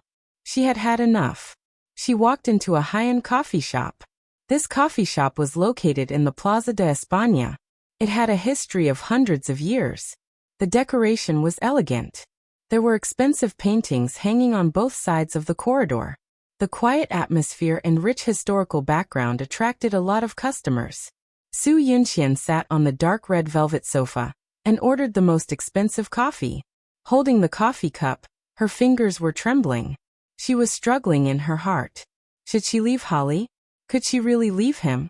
She didn't expect to meet the two people she didn't want to see the most at this time. Honey, how's the environment here? Do you like it? Yes, it's very beautiful. Hubby, you're amazing. You found such a great place. It was Bailey Han and Xiaodong. He was wearing an Italian handmade suit and looked handsome. She was wearing a red dress and looked beautiful and charming. The two of them were holding hands and smiling at each other. What a loving couple. Su Yunxian held the coffee cup tightly in her right hand. Her eyes were like sharp knives as she stared at the two people walking towards her. Bailey Han sensed the gaze from the side. He turned his head and saw Su Yunxian's frosty face. The smile on his handsome face gradually froze. Xiaodong also saw it, and was slightly stunned. Hua Er smiled faintly. In her eyes, Su Yunxian was like a tiger with its teeth pulled out. There was no need to fear her. But in Su Yunxian's eyes, her smile turned into mockery. Su Yunxian put down the coffee cup and stood up. She raised her head proudly and slowly walked in front of the two of them. She looked at Bailey Han and asked, "When you heard the news of my death, were you sad at all?" She had always wanted to ask him this question.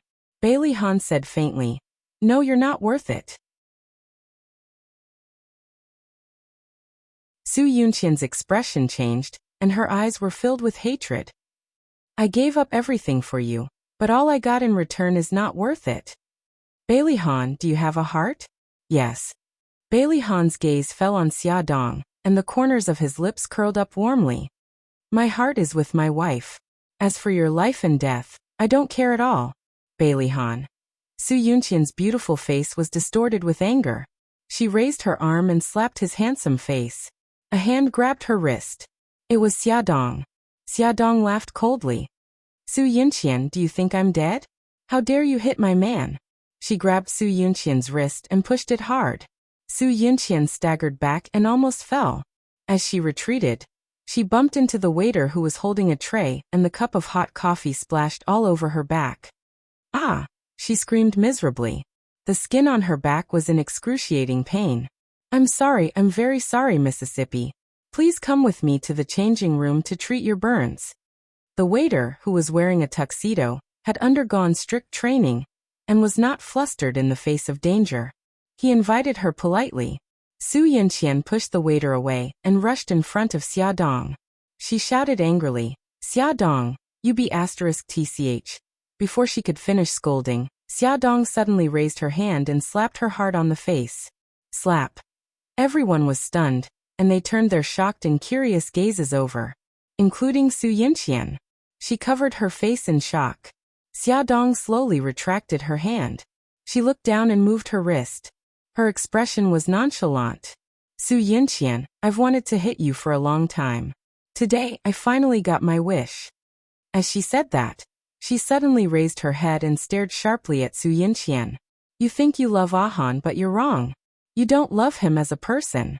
You love his looks, family background, power, and status. For his halo, you didn't hesitate to hurt others, hurt yourself, and hurt your family. Su Yinqian, you're too selfish. In your heart, there's no one else but yourself. People like you don't deserve the word love. No, you don't know anything. I love him. I love him as a person. Su Yinqian shouted hysterically.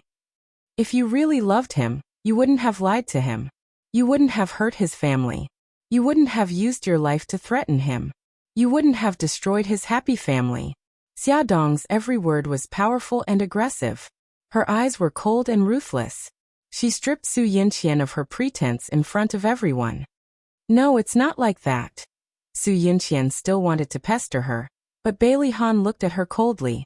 It was as if he was looking at a stray animal by the roadside. Su Yinqian, we've already cut off all ties. If you pester me or my family again, I won't let you off. Ahan. Hubby, let's go. There's someone I don't like here.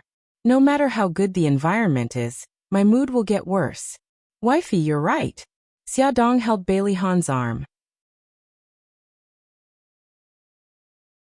The two of them didn't even look at Su Yinqian as they turned and walked out of her sight. Su Yinqian stood there in a daze.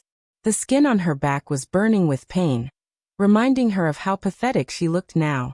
The waiter took a few steps forward and said politely, "Miss, please follow me." Su Yinqian followed behind him in a daze and walked into the dressing room.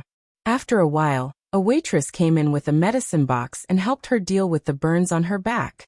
"Miss, your clothes are dirty. Do you want to call your friend to send some clothes over?" "No, thank you." Su Yinqian refused her kindness. She put on the dirty dress again, raised her chin, and walked out of the cafe step by step to maintain her dignity. When Holly returned home, Su Yinqian was preparing dinner in the kitchen. "Baby, I'm back." Holly walked behind her and hugged her from behind with one hand. Her body trembled, and she made a weak sound. "What's wrong?" Holly turned her shoulder with concern. Su Yinqian smiled reluctantly. "I'm fine. Did everything go well today?" Holly's attention was successfully diverted by her. A bright smile appeared on his face. "I've found a job. Look, this is my gift to you." He stretched out his left hand that was hidden behind his back. A bouquet of beautiful roses bloomed in his hand, emitting a fragrant scent. Her eyes were a little moist. Her fingers trembled as she took the roses. She mumbled, "Did it cost a lot?" Ad. Hongcha 866.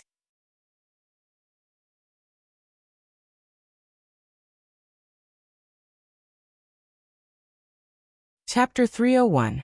Holly felt a little sad. He hugged her and kissed her forehead. "Don't worry. I got my salary today." She looked up at him and asked with concern, "What's your job?" "An ordinary company employee. It's a small company, so my salary is paid daily." "Really? Of course it's true. Why would I lie to you?" He smiled and said, "I'm going to take a shower first." "Thank you for your hard work, baby." "Okay, go ahead."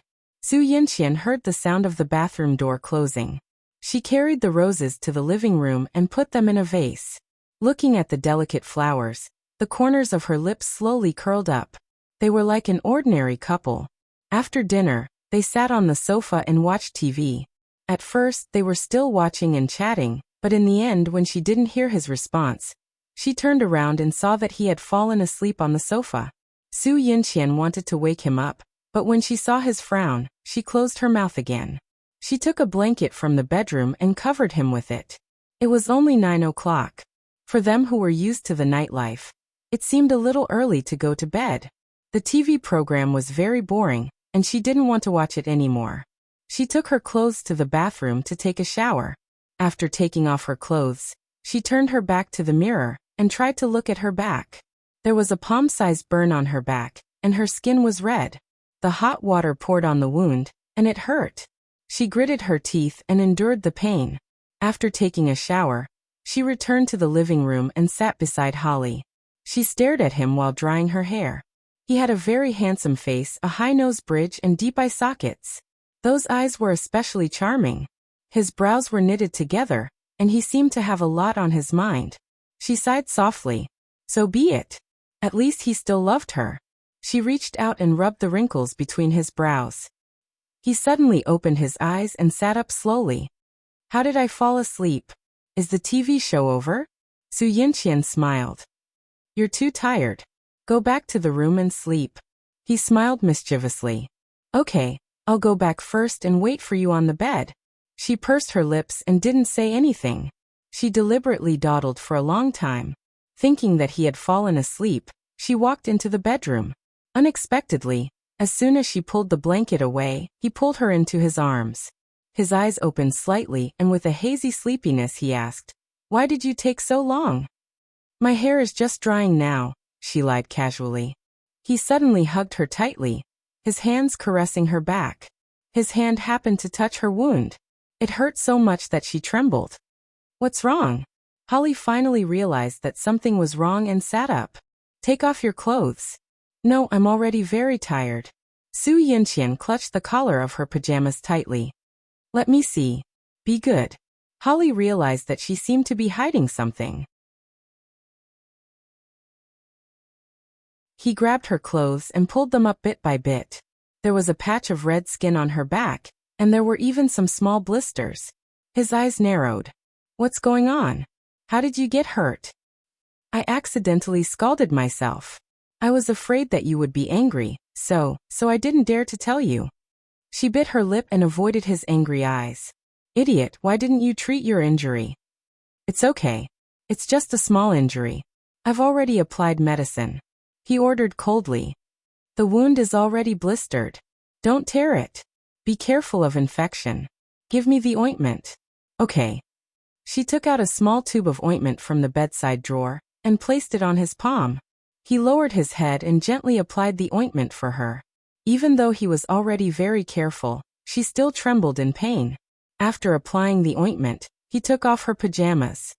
"Don't wear clothes. Otherwise, the fabric will rub against your back, and it will be easy to get infected." "Oh," she said.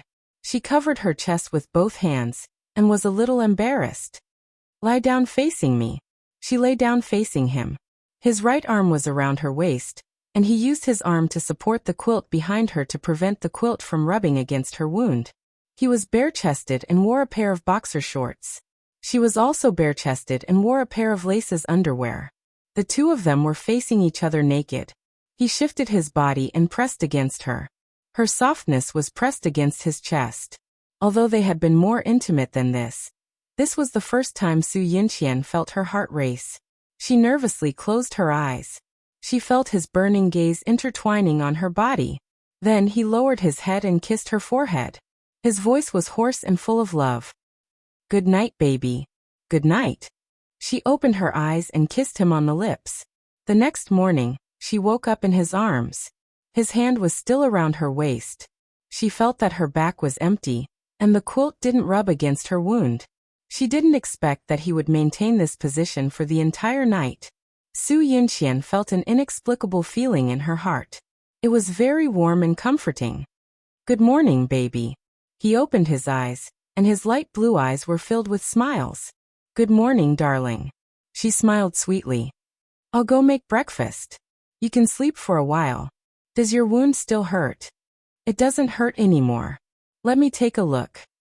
He lifted the quilt, and her beautiful figure was completely exposed in front of him. She was a little embarrassed, but he didn't care. He held her waist and back and observed for a moment. "It looks like it's a little better. Let me apply some medicine for you." He disinfected the wound with alcohol and applied medicine. After the two of them washed up, she fried eggs and he helped to cut the ham. Su Yinqian watched him holding the knife and shook her head with a smile. "Darling, I'm really worried that you'll cut your finger." "Why would I? I'm best at using a knife." She burst into laughter. Are you sure you're good at using a knife, not killing people? He shrugged. Killing people is the same as cutting vegetables. She shuddered. Stop talking. It's so disgusting. I won't eat ham later. He laughed out loud. Holly wore a suit and leather shoes and carried his briefcase to work. In fact, he didn't need to wear a suit at the construction site, but in order to not arouse Su Yinqian's suspicion, he had to wear it.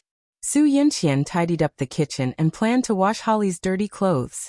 She found that there was a lot of mud on his trousers. She thought that he had accidentally gotten it on when he walked and didn't care. However, as he became more and more tired after work every day, and the mud on his trousers never disappeared, she began to feel suspicious. After dinner that day, she leaned in his arms and asked, "Darling, is your work very hard? You look very tired when you come home every day." "Yes, it's very hard. You know, I've never worked hard before. Now I realize that work is so hard." She was thoughtful. "Where's your company? Let's have lunch together tomorrow, okay?" He stroked her hair. "My company is very small, and it's very far from home. I don't want you to work so hard and come to my place. Okay then, I'll cook Chinese food for you tomorrow night. Remember to come back early." "Okay, I'll come back early." Su Yinqian knew very well that he was hiding something from her. Holly had to go to work. As soon as he left, Su Yinqian secretly followed him. She saw him drive out of the street and hurriedly waved for a taxi. After getting in, she immediately told the driver to follow Holly's car. In the meantime, the taxi encountered a red light. When the light turned green, Holly's car was long gone. "Sorry, we lost him," the driver said apologetically. Su Yinqian was a little discouraged. "Forget it. Let's stop by the side." After failing to follow him the first time, Su Yinqian followed him a second time. This time, because the taxi driver followed too closely, Holly seemed to realize that someone was following him. He deliberately led them around and lost them. For the third time, Su Yinqian simply put a small tracker in the trunk of his car. She asked the taxi driver to follow the route shown by the tracker and finally found Holly's destination. However, Su Yinqian wasn't happy at all. In fact, she was in a terrible mood. She stood outside the construction site and saw many people in work clothes busy. Many of their trousers were stained with mud and sand. She finally knew what Holly was doing. Su Yinqian thought that she wouldn't cry for any man again. But she couldn't control herself and tears flowed down like an open tap. The passers-by on the road noticed her abnormality and looked at her curiously. As if she didn't see them, she covered her mouth with both hands and cried bitterly. Her actions finally attracted the concern of a stranger. "Miss, are you okay?" Su Yinqian shook her head and the man handed her a handkerchief. "Thank you." She took the handkerchief and wiped the tears on her face. She gradually controlled her emotions and looked at the busy workers in the distance. She didn't see Holly, but she knew that he was one of them. She bit her lip and turned to leave.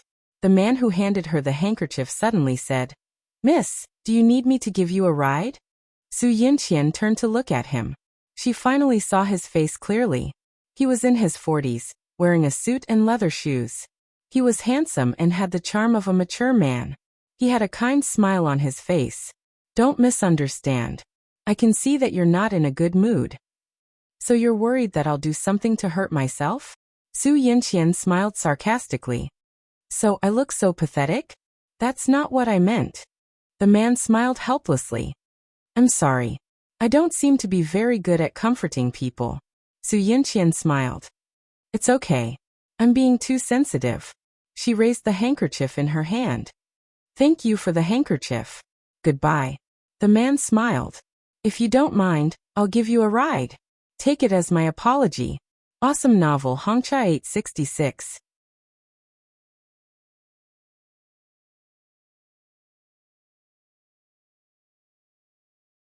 Chapter 302. Su Yinqian followed his gaze and saw his car parked not far away. It was a Rolls-Royce. She lowered her eyes and smiled faintly. "All right then. Thank you for your trouble. This way, please." After they got into the car, the man handed her a business card. "My name is Paul. May I know your name?" Shui Ruyan. Su Yinqian glanced at the business card. It was the CEO of UWI Construction Company. As far as she knew, UWI was one of the top construction companies in Italy. Her eyes flickered slightly. Paul said as he drove, "Miss Shui, where do you live?" "I'll get off at the square. Sorry to trouble you." More than half an hour later, the car stopped at the place Su Yinqian mentioned. Paul opened the door for her like a gentleman. "Miss Shui, it's nice to meet you. I hope we'll have a chance to meet again in the future." "Nice to meet you too, Mr. Paul." The two smiled and parted ways. The Rolls-Royce disappeared from her sight. Su Yinqian looked at the business card in her hand and smiled. She put the business card into her handbag. The square was not far from where she lived. She walked to the nearest supermarket and bought a large bag of vegetables, fruits, and supplements. In the afternoon, Su Yinqian was busy in the kitchen. She planned to make braised fish. She took the fish out of the fridge and opened the fresh-keeping bag. A strong fishy smell assailed her nose. Her stomach churned. She quickly covered her mouth and ran to the bathroom to vomit on the toilet. After vomiting, she had no energy left. Looking at herself in the mirror, Su Yinqian had a bad feeling. It seemed that she had not had her period for more than a month. Could she be pregnant? The more she thought about it, the more nervous she became. She immediately changed her clothes, took her wallet and went downstairs to the nearest supermarket to buy a pregnancy test. She held the pregnancy test and did not dare to test it for a long time. Suddenly, she heard the sound of the door lock. Holly had returned. She did not expect that she would hesitate and struggle for more than an hour. Su Yinqian quickly stuffed the pregnancy test under the sofa cushion and walked into the kitchen. She covered her mouth and nose and continued to cook braised fish. "Baby, I'm back." Holly's tall figure appeared at the kitchen door. He had a bright smile on his face and a bottle of red wine in his hand. "We can spend a romantic night together." In fact, he had become a regular worker today and his salary had increased. He wanted to celebrate. Su Yinqian smiled and said, "Darling, you're back. The food will be ready soon. You can take a bath first." Holly leaned over and kissed her on the cheek and said, "Good." Su Yinqian placed the braised fish in front of him and sat opposite him, away from the fishy smell. During the meal, she did not touch the braised fish at all. Holly was a little surprised. "Baby, don't you like fish very much? Why aren't you eating today?" "My stomach is a little uncomfortable. The smell of fish makes me sick." Su Yinqian fanned her nose exaggeratedly. He put down his chopsticks. "Are you all right?" "It's okay. I've already gone to the hospital for a checkup. There's no problem. As long as you pay attention to your diet, you'll get better." "Why didn't you say so earlier? Don't drink the red wine anymore." He took away the wine glass in front of her. "You're not feeling well tonight. Rest early. I'll clean the kitchen." Su Yinqian smiled. "When did you learn how to do housework?" "Why didn't I know?" Holly walked to her side and hugged her. His voice was a little low. "If you can learn, I can too." She used to be with him and was used to living a good life. There were many servants to serve her. Even if she was in the mood to cook for him occasionally, she had never washed the dishes or mopped the floor. But now she was doing all these things very well. Every time Holly felt that the work was hard and difficult to persevere, he would think of the pain she had suffered and then have the motivation to persevere. He kissed her earlobe and said softly, "None of the friends who used to call me brothers helped me when I was in trouble. None of the women who used to say that they loved me were willing to have anything to do with me. Only you were willing to accompany me at this time. Sometimes, I can't help but thank disaster. It made me realize what a great woman I have." Su Yinqian leaned into his arms, her eyes drooping slightly to hide the tears inside. "Baby, I swear that our bitter days are only temporary. I will think of a way to make a comeback. I know, I believe you." Her voice was a little choked up. "All right, you're not feeling well. Go rest first." He rubbed her hair. Su Yinqian lay on the bed, listening to the crisp sound of cups and bowls colliding in the kitchen. She felt a little frustrated. She felt that the development of the situation was getting further and further away from the path she had expected. After thinking for a long time, she decided to find out if she was pregnant or not. After Holly went to work, She took a pregnancy test and found that she was really pregnant. At that moment, she was about to break down. Ring, ring, ring. The landline in the living room rang. Su Yunqian took a deep breath. Hello, who is this? Hello, is this Miss Shui? I'm Paul. Do you remember me? A man's magnetic voice came from the phone. Su Yunqian said coldly, Mr. Paul, how do you know my phone number? Through the phone, Miss Shui. Ever since we met yesterday, I've been thinking about you. Do you have time? I'd like to treat you to a cup of coffee. Sorry, I'm busy. I don't have time. When do you have time? Su Yunqian frowned. Mr. Paul, I want to remind you that I already have a boyfriend. I know, and I also know that his name is Holly. He's been banned by the Dark Knight family. Paul's voice was ambiguous. There's no need for a beauty like you to continue living a hard life with him. If you change your mind, you can contact me at any time. After ending the call, Su Yunqian leaned against the sofa. She looked at the pregnancy test on the tea table and covered her face with her hands. Her thin shoulders trembled and tears slowly flowed down from between her fingers. At the construction site, a man in a hard hat and overalls was standing on a high steel frame. A safety rope was tied around his waist, and he was working high up. Even though it was far away, Su Yunqian recognized that it was Holly. In the past few days, she had secretly come to the construction site to see him every day and learned about his work. In short, he did all the dirty and tiring work on the construction site, and sometimes he did some very dangerous work. In order not to be discovered by him, she wore big sunglasses, a t-shirt, torn jeans and a pair of sneakers. In short, even if he found her, he would never recognize her. Miss, it's very dangerous here. Please don't stay here. A security guard came over to remind Su Yunqian. Got it. I'll leave right away. Su Yunqian looked sideways at Holly, who was working high up in the air, and then turned to leave. Gradually, a decision came to her mind. Miss Shui, we meet again. A Rolls-Royce suddenly stopped beside Su Yunqian. The door opened, and Paul's tall figure appeared in front of her. She nodded politely. Mr. Paul. Paul smiled. You're dressed very special today. If you hadn't taken off your glasses just now, I wouldn't have recognized you. Su Yunqian pursed her lips. You seem to be here all the time. Paul shrugged and laughed exaggeratedly. You don't think I'm following you, do you? In fact, I'm talking about a project with this construction company. He raised his chin at the construction site where Holly was. Do you, the CEO, need to talk about a project in person? Su Yunqian looked suspicious. Paul raised his eyebrows and spread his hands. It can't be helped. Although this construction company is small, the boss is very stubborn. We've been talking about the acquisition for nearly half a month, but we still haven't succeeded.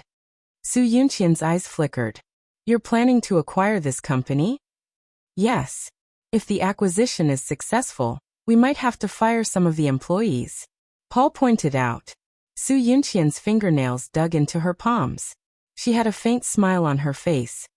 Mr. Paul, if you have something to say, just say it. Paul smiled and said, Miss Shui is very smart. I don't think I need to make it too clear. Are you going home? Shall I give you a ride? Su Yunqian quietly looked into his deep eyes. It was a pair of shrewd and scheming eyes. She slowly curled her lips and chuckled. All right, thank you for your trouble. You're welcome. Please get in the car. Paul opened the car door and made an inviting gesture. After driving for half an hour, Su Yunqian realized that the route wasn't right. She turned around and asked Paul, This isn't my way home. Where are we going? I'll take you to a place. We can also have a cup of coffee on the way. Su Yunqian frowned. Mr. Paul, have you always been so assertive? No, I'm only like this for you. Paul looked at her seriously, his eyes flashing with passion. Ruyan, do you believe in love at first sight? An elegant and perfect woman like you definitely won't believe in such a vulgar plot. However, it did happen, so please listen carefully. I've never loved someone so deeply until I met you. Su Yunqian was slightly stunned and smiled. As you said, I don't believe in love at first sight. I'll make you believe it. Paul smiled confidently. They had arrived at their destination. Su Yinxian looked through the car window and saw a jewelry store opposite. She pursed her lips. Why did you bring me here? You'll know soon. Su Yinxian didn't know what Paul was up to. She followed him into the jewelry store. The store manager immediately greeted them. Mr. Paul, welcome, welcome. Looking at the situation, the two of them seemed to be very familiar with each other. Paul introduced, Ruyan, this is Charles. Charles, this is my friend Shui Ruyan. Hello, Miss Shui. I'm the store manager here. It's my honor to serve the two of you. Paul smiled. Charles, I'm here to pick up that thing. Okay, please follow me. Charles led them to the VIP room. A clerk served them coffee. Charles said, please wait for a moment. I'll go get that thing now. Okay. Su Yinxian sat on the expensive leather sofa. Paul kept staring at her. That kind of gaze made her a little uneasy. She pretended to take a sip of the coffee. He suddenly said, I've never seen a woman as confident as you. Even if you're wearing inappropriate clothes, you're still so calm and composed. You don't even have any sense of embarrassment. You even make the onlookers have the illusion that they're wearing the wrong clothes. Su Yinxian raised her eyebrows and faintly said, Why do I feel that your words seem to be reminding me that my current attire is not suitable for this place? Paul helplessly smiled. It must be your misconception. I'm obviously praising you. Ruyan, if my previous words have offended you, I apologize to you. Please let down your guard against me, okay? Su Yinxian put the coffee cup on the table and faintly smiled. I'm sorry. After going through so many things, I've put thorns all over my body because I don't want to get hurt again. Paul stared into her eyes and said sincerely, I've heard about the things between you and Holly. I can tell you frankly that I have nothing to do with the Dark Knight family, and I won't do anything for them. The only reason I approach you is because I love you. Su Yinxian quietly stared at him, as if she was considering the truth of his words. After a long while, her lips curved into a smile. That kind of smile was different from a polite smile. It was a very sincere smile. Thank you. Paul also smiled. When he was about to say something, the store manager, Charles, came in with a red velvet box in his hand. Sorry to keep you waiting.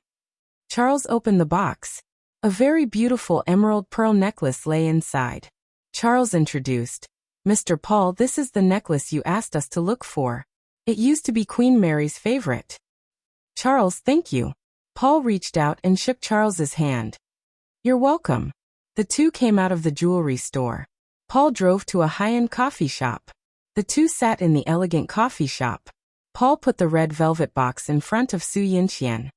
Ruyan, when I first saw you, I felt that this necklace was very suitable for you. Su Yinxian used to be an antique appraiser. She was very clear about the value of this necklace.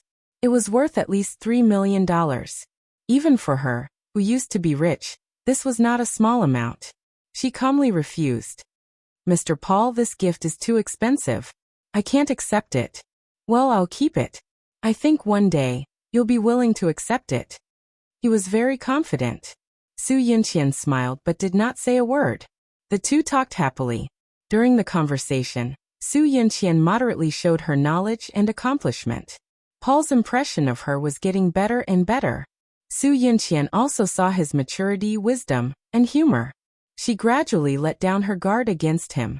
When they parted, Paul hugged her like a friend. She didn't refuse. Come and see. Hongcha 866.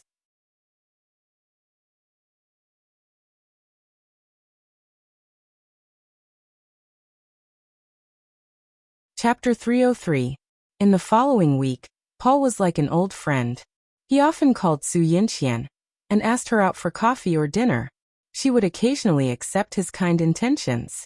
They had a lot in common and had a lot to talk about. He even revealed his personal feelings to her. He told her that he was married and had a son and a daughter with his ex-wife. He also said that he loved her and wanted to marry her. She just laughed it off and didn't seem to take it to heart. On the other hand, Su Yinxian was very hesitant. She didn't know if she should tell Holly about her pregnancy.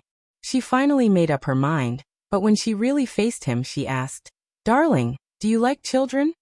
Holly lazily laid on the sofa and pulled her into his embrace. I don't really like it. Kids are noisy and annoying. But if it's an obedient and cute child like Xiao Guai, it's a different story.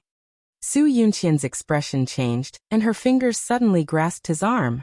Holly said regretfully, I'm sorry. I shouldn't have mentioned them.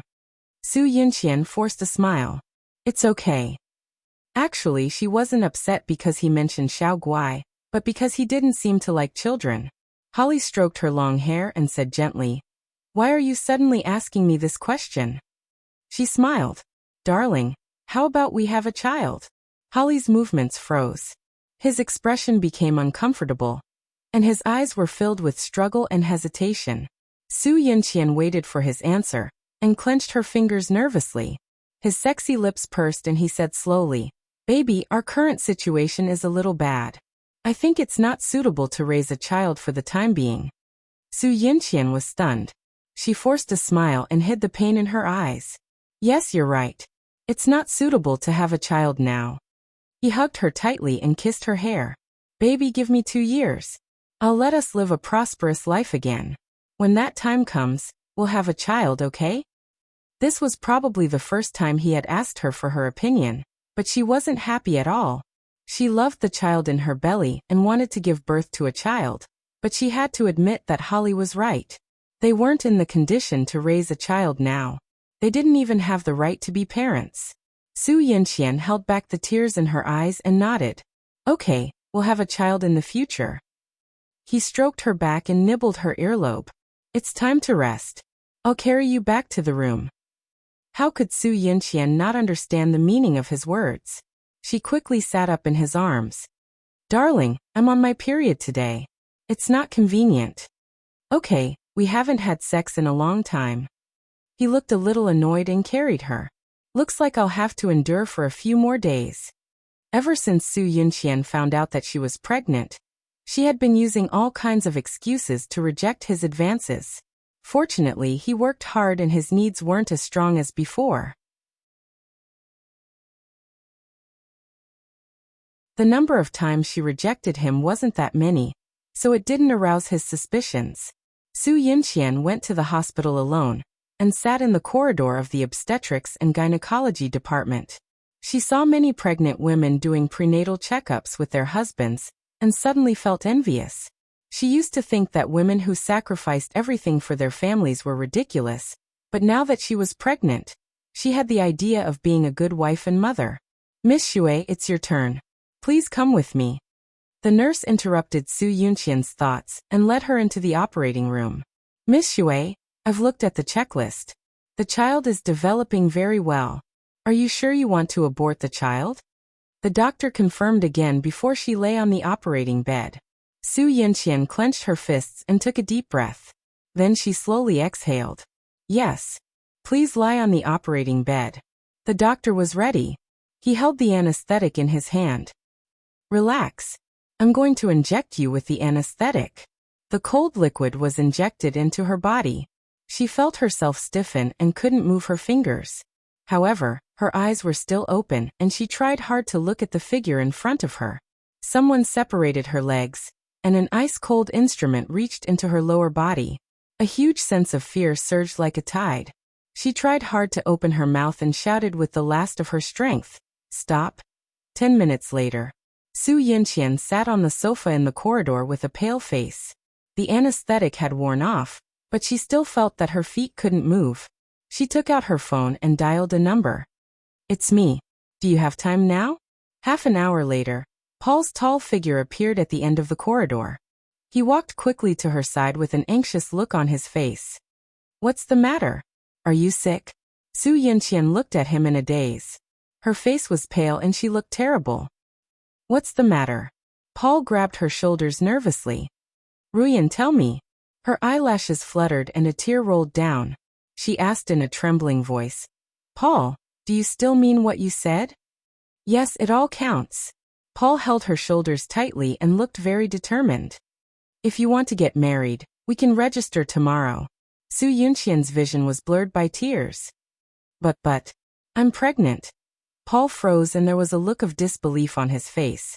She smiled bitterly. I don't want to give up the child. Paul's eyes were filled with complicated emotions. He pursed his lips and didn't say a word. Forget it. Just take it that I didn't ask anything.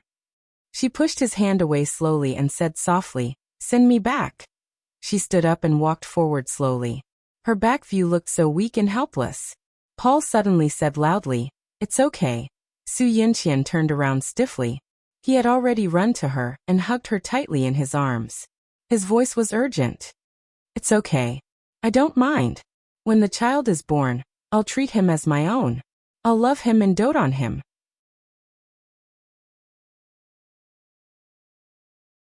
You know that I have 2 children with my ex-wife. Don't mind, okay? She stood there stiffly for a long time before she finally reached out and wrapped her arms around his waist. "Okay," she said softly. He held her face and moved closer to her. She didn't push him away like before, but closed her eyes. He kissed the corner of her lips and said softly, "When will you move to my place? Let me take care of you." She looked down and said softly, "Give me a few days." "Okay, I'll wait for you." That night, Holly returned home very late. He had drunk and reeked of alcohol. He leaned against the door and knocked hard, saying, "Baby, I'm back." Su Yinqian had been sitting on the sofa waiting for him. When she heard the noise, she immediately ran over and opened the door for him. She couldn't help but frown when she saw how drunk he was. Holly giggled. "Baby, I'm back." She was helpless and reached out to help him. "I know. Come in quickly. Why did you drink so much?" Party." He mumbled a few words. She didn't hear him clearly and didn't ask further. She helped him into the house and placed him on the sofa. Although it wasn't a long distance, he was very heavy. After carrying him for a while, Su Yinqian was already panting. "I'll prepare the bathwater for you. Take a rest first." He mumbled a few words, and then lay down on the sofa. When Su Yinqian came out of the bathroom, he had already fallen asleep. She sighed and got a basin of hot water. She took a towel over and wiped his face and chest. Then she took off his shoes and covered him with a blanket. Her slender and fair fingers caressed his face. His handsome eyebrows, his straight nose, his thin lips, and his sharp chin made her chuckle. Since when did she start to miss this man? She squatted in front of him and leaned her head on his chest. She said softly, "Holly, if it weren't for me, would your life be different?" It was as if he could feel her sadness. He suddenly raised his hand and hugged her shoulder. She was shocked. Thinking that he had woken up, she looked up at him but saw that his eyes were closed. Just like that, she was held in his arms and maintained this position for the entire night. When she woke up, her arms, neck, and body hurt. She tried to move her stiff neck and found that he was still asleep, but his arm was still on her shoulders. She carefully moved his arm away and got up from the ground. Su Yinqian made the last breakfast and brought it to the dining table. Then she took out the small suitcase that she had already packed from the wardrobe. She kissed his forehead and quietly walked out of the room. The moment she locked the door, she looked back at Holly, who was still sleeping soundly. Her eyes glistened with tears. Paul was waiting at the intersection in the car. When he saw her coming, he took a few steps forward, took the suitcase from her hand, and kissed her cheek. "Good morning." She looked back in the direction of home and said, "Let's go." Not long after their car drove away, Holly woke up. He sat up from the sofa and rubbed his hangover head. He frowned and called out, "Baby," he called out a few times, but no one responded. He smelled the fragrance of milk and fried eggs. He stood up and walked into the bedroom. No one was there. He opened the bathroom door, but there was still no one there. He suddenly sobered up. He hurried back to the bedroom and opened the wardrobe. There were only his clothes left. Her clothes were all gone. Her pink Louis Vuitton suitcase was also gone. Holly was stunned. All the blood in his body rushed to his brain. His hands and feet were cold. No, it was impossible. She said that she would not leave him. He ran downstairs and shouted, "Baby Yinqian, where are you?" He had completely lost his mind. He wandered around the neighborhood aimlessly and called her name crazily. Other than the office workers who occasionally glanced at him curiously, no one responded to him. Awesome novel Hongcha 866.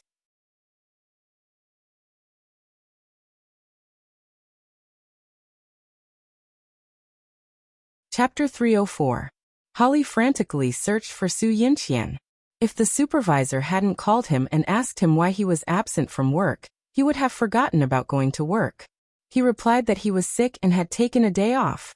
After that, he desperately tried to call Su Yinqian's cell phone, but it was turned off and there was no way to contact her.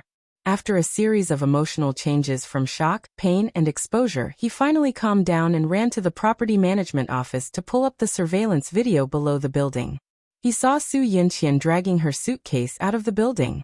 He saw a handsome middle-aged man walk up to her, take the suitcase from her hand, and kiss her cheek.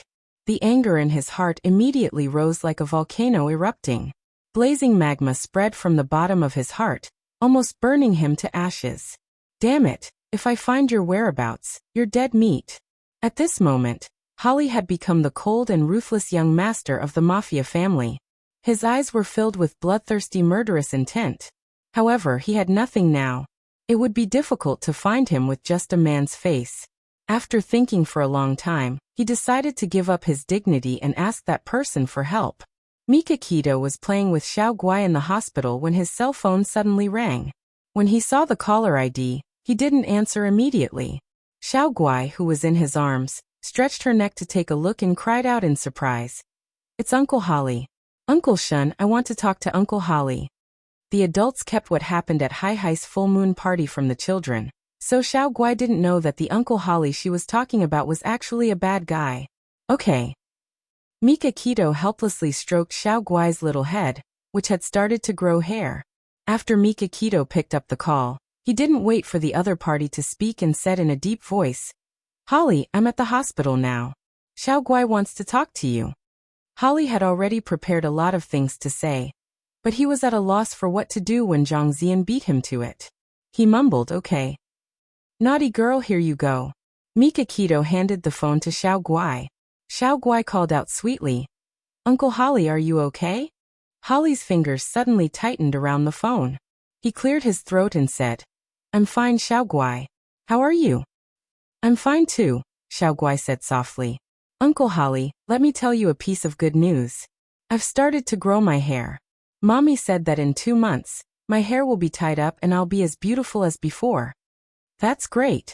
Eat more vegetables, and your hair will grow faster. Gigai, you have to listen to the doctor. Don't be afraid to take medicine, okay?" Okay. "Uncle Holly, when are you coming to see me?" "In a few days. I'm very busy during this period of time." Xiao Guai frowned and quickly smiled. "Oh, I see. Then you go ahead. When you're not busy, remember to come and see me." "Okay, I'll definitely come and see you." "Uncle Holly, do you have something to say to Uncle Shin?" "I'll return the phone to him." Holly said, "Okay." After a short silence, Holly heard Mikakito's deep voice. "Why are you looking for me?" This was the first time Holly had contacted them since he was kicked out of the castle. Holly paused and said in a deep voice, "Mikakito, I admit that I've done a lot of things to let you down. I apologize." Mikakito picked up Xiao Guai and put her aside. He patted her head and walked to the corridor before he replied, "Even if you apologize, I won't forgive you. How could you help Su Yinqian hurt Xia?" Holly was silent for a moment. "I've done everything for the sake of power." It was a short sentence, but it explained all the evil reasons. Beitangshan paused for a moment, then said, "If there's anything you need my help with, just say it." He understood Holly. If it wasn't for the fact that he had encountered some difficulties, he wouldn't have lowered his head to him at this time. "I want you to help me investigate a person's background and find out his whereabouts. Send me the photo." Holly took a screenshot of Paul's photo from the surveillance video and sent it to Mikakito. Mikakito forwarded it to the Dark Knight family. In less than an hour, he received a response and sent the information to Holly. Holly said, "Thank you." Mikakito said calmly, "Holly, I hope you know what you're doing." Holly flipped through the information sent to him by Mikakito. The man's name was Paul, and he was the president of UWI Construction Company. The information gave him his phone number, company address, and home address. Holly could find Paul through these things. Holly dialed Paul's private number. After 2 rings, a deep voice came from the other end of the line. Hello, this is Paul. Who is this? Holly said coldly. I want to talk to Shui Ruyan. Pass the phone to her. Paul paused and said, she's not here. If you want to talk to her, you can call her on her cell phone. I know she's right beside you. Pass the phone to her. He only suspected that they were together, but he didn't have any evidence. But he didn't expect a familiar voice to come from the other end of the line. It's okay. Let me talk to him. After that, the phone was handed over to Su Yinqian, and Paul considerately left. Su Yinqian called his name in a low voice. Holly. Holly clenched his fists tightly. He gritted his teeth and squeezed out a few words. Why? At this moment, Su Yinqian was standing on the balcony of a luxurious villa. She looked at the sparkling swimming pool not far away and said calmly, because I don't want to suffer anymore. Holly, let's break up. Holly said angrily. No, I don't believe you. We were fine 2 days ago. Tell me why. What I said before was a lie. Holly, I've been using you all this time. Go back and beg your uncle. Maybe he can let you return to the family. Shut up. It's not like that. Did my uncle say something to force you to leave me? No, I left you because I don't want to suffer with you. Holly, let me go. No, you're mine. Come back immediately. I'll forgive you and continue to be like before. You know that's impossible. Su Yinqian's eyes were filled with pain. She said word by word, I've fallen in love with Paul. Holly roared in anger. Su Yinqian, you hateful woman. Do you have a heart? I'm sorry. I don't have a heart. I'm very selfish. You should have known that, right? Holly, don't look for me in the future. I won't follow a loser. After Su Yinqian said this, she hung up and turned off the phone without waiting for his reply. Holly was so angry that he almost vomited blood. He threw the phone against the wall. This was the first time he had fallen in love with a woman, but he had been miserably deceived by this woman. He angrily smashed all the things in the room. It was a mess. After the silence, the room was as messy as he was. The air was filled with despair and anger. Holly was a very proud person. He didn't allow any betrayal. When he was still the young master of the Dark Knight family, all the people who betrayed him had gone to hell. This time was no exception. He had already prepared for the worst. He quit his job and went to the black market to buy a pistol. He drove the car to Paul's villa and waited for a few hours until Paul and Su Yinqian got in the car and came out of the villa. Holly was very good at following others. He followed the Rolls-Royce all the way to the airport. He saw Paul and Su Yinqian get out of the car hand in hand.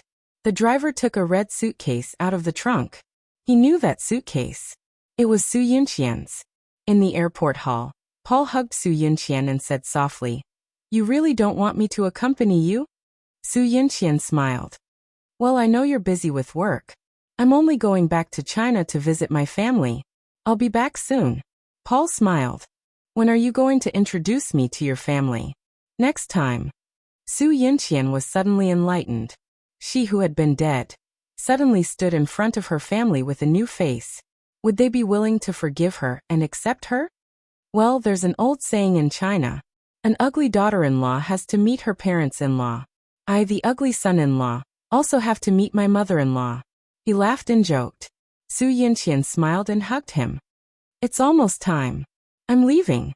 Well, have a safe trip. I'll miss you. Paul lowered his head and kissed her lips. Why are you leaving me? Do you really fall in love with this man? Holly's cold voice came. Su Yinqian quickly pushed Paul away. She looked up in a panic and saw Holly standing 10 meters away. He looked a lot worse with stubble on his chin, his shirt wrinkled, and his eyes bloodshot. She couldn't help but clench her fists when she thought that someone who cared about his appearance to the point of being harsh would look like this. Let me ask you. Do you really fall in love with him? Although he looked unkempt, the domineering and ruthless aura he exuded did not change. He approached her step by step, his eyes like a sharp blade cutting into her. Her legs were trembling, but she didn't retreat. She met his cold gaze and gritted her teeth. Yes, I love him. Holly's eyes suddenly shot out a murderous look. He said sternly, I'll give you one more chance. Come back to me. Su Yinxian dug her nails into her palm and said indifferently, "Impossible." "Good, very good." Holly suddenly pulled out a pistol from his waist and pointed it at Su Yinxian. Su Yinxian didn't seem surprised at all. She slowly closed her eyes. "Even if you kill me, I won't go back with you." Paul was stunned. He shouted, "No, don't shoot." "Ah, a pistol!" Someone screamed. The surrounding people retreated. In an instant, only the three of them were left in the huge hall. The airport was in chaos. Someone had already called the police. Come and see. Xingwu 799, that you're tuning in to the Li Mei's Wuxia Whispers YouTube channel. We're so grateful for your support, and don't forget to subscribe to join us on this incredible journey through captivating stories. Your generosity through donations truly makes a world of difference, as it's the primary source of revenue that allows me to expand and enhance this channel for you. Thank you from the bottom of my heart for being a part of this adventure.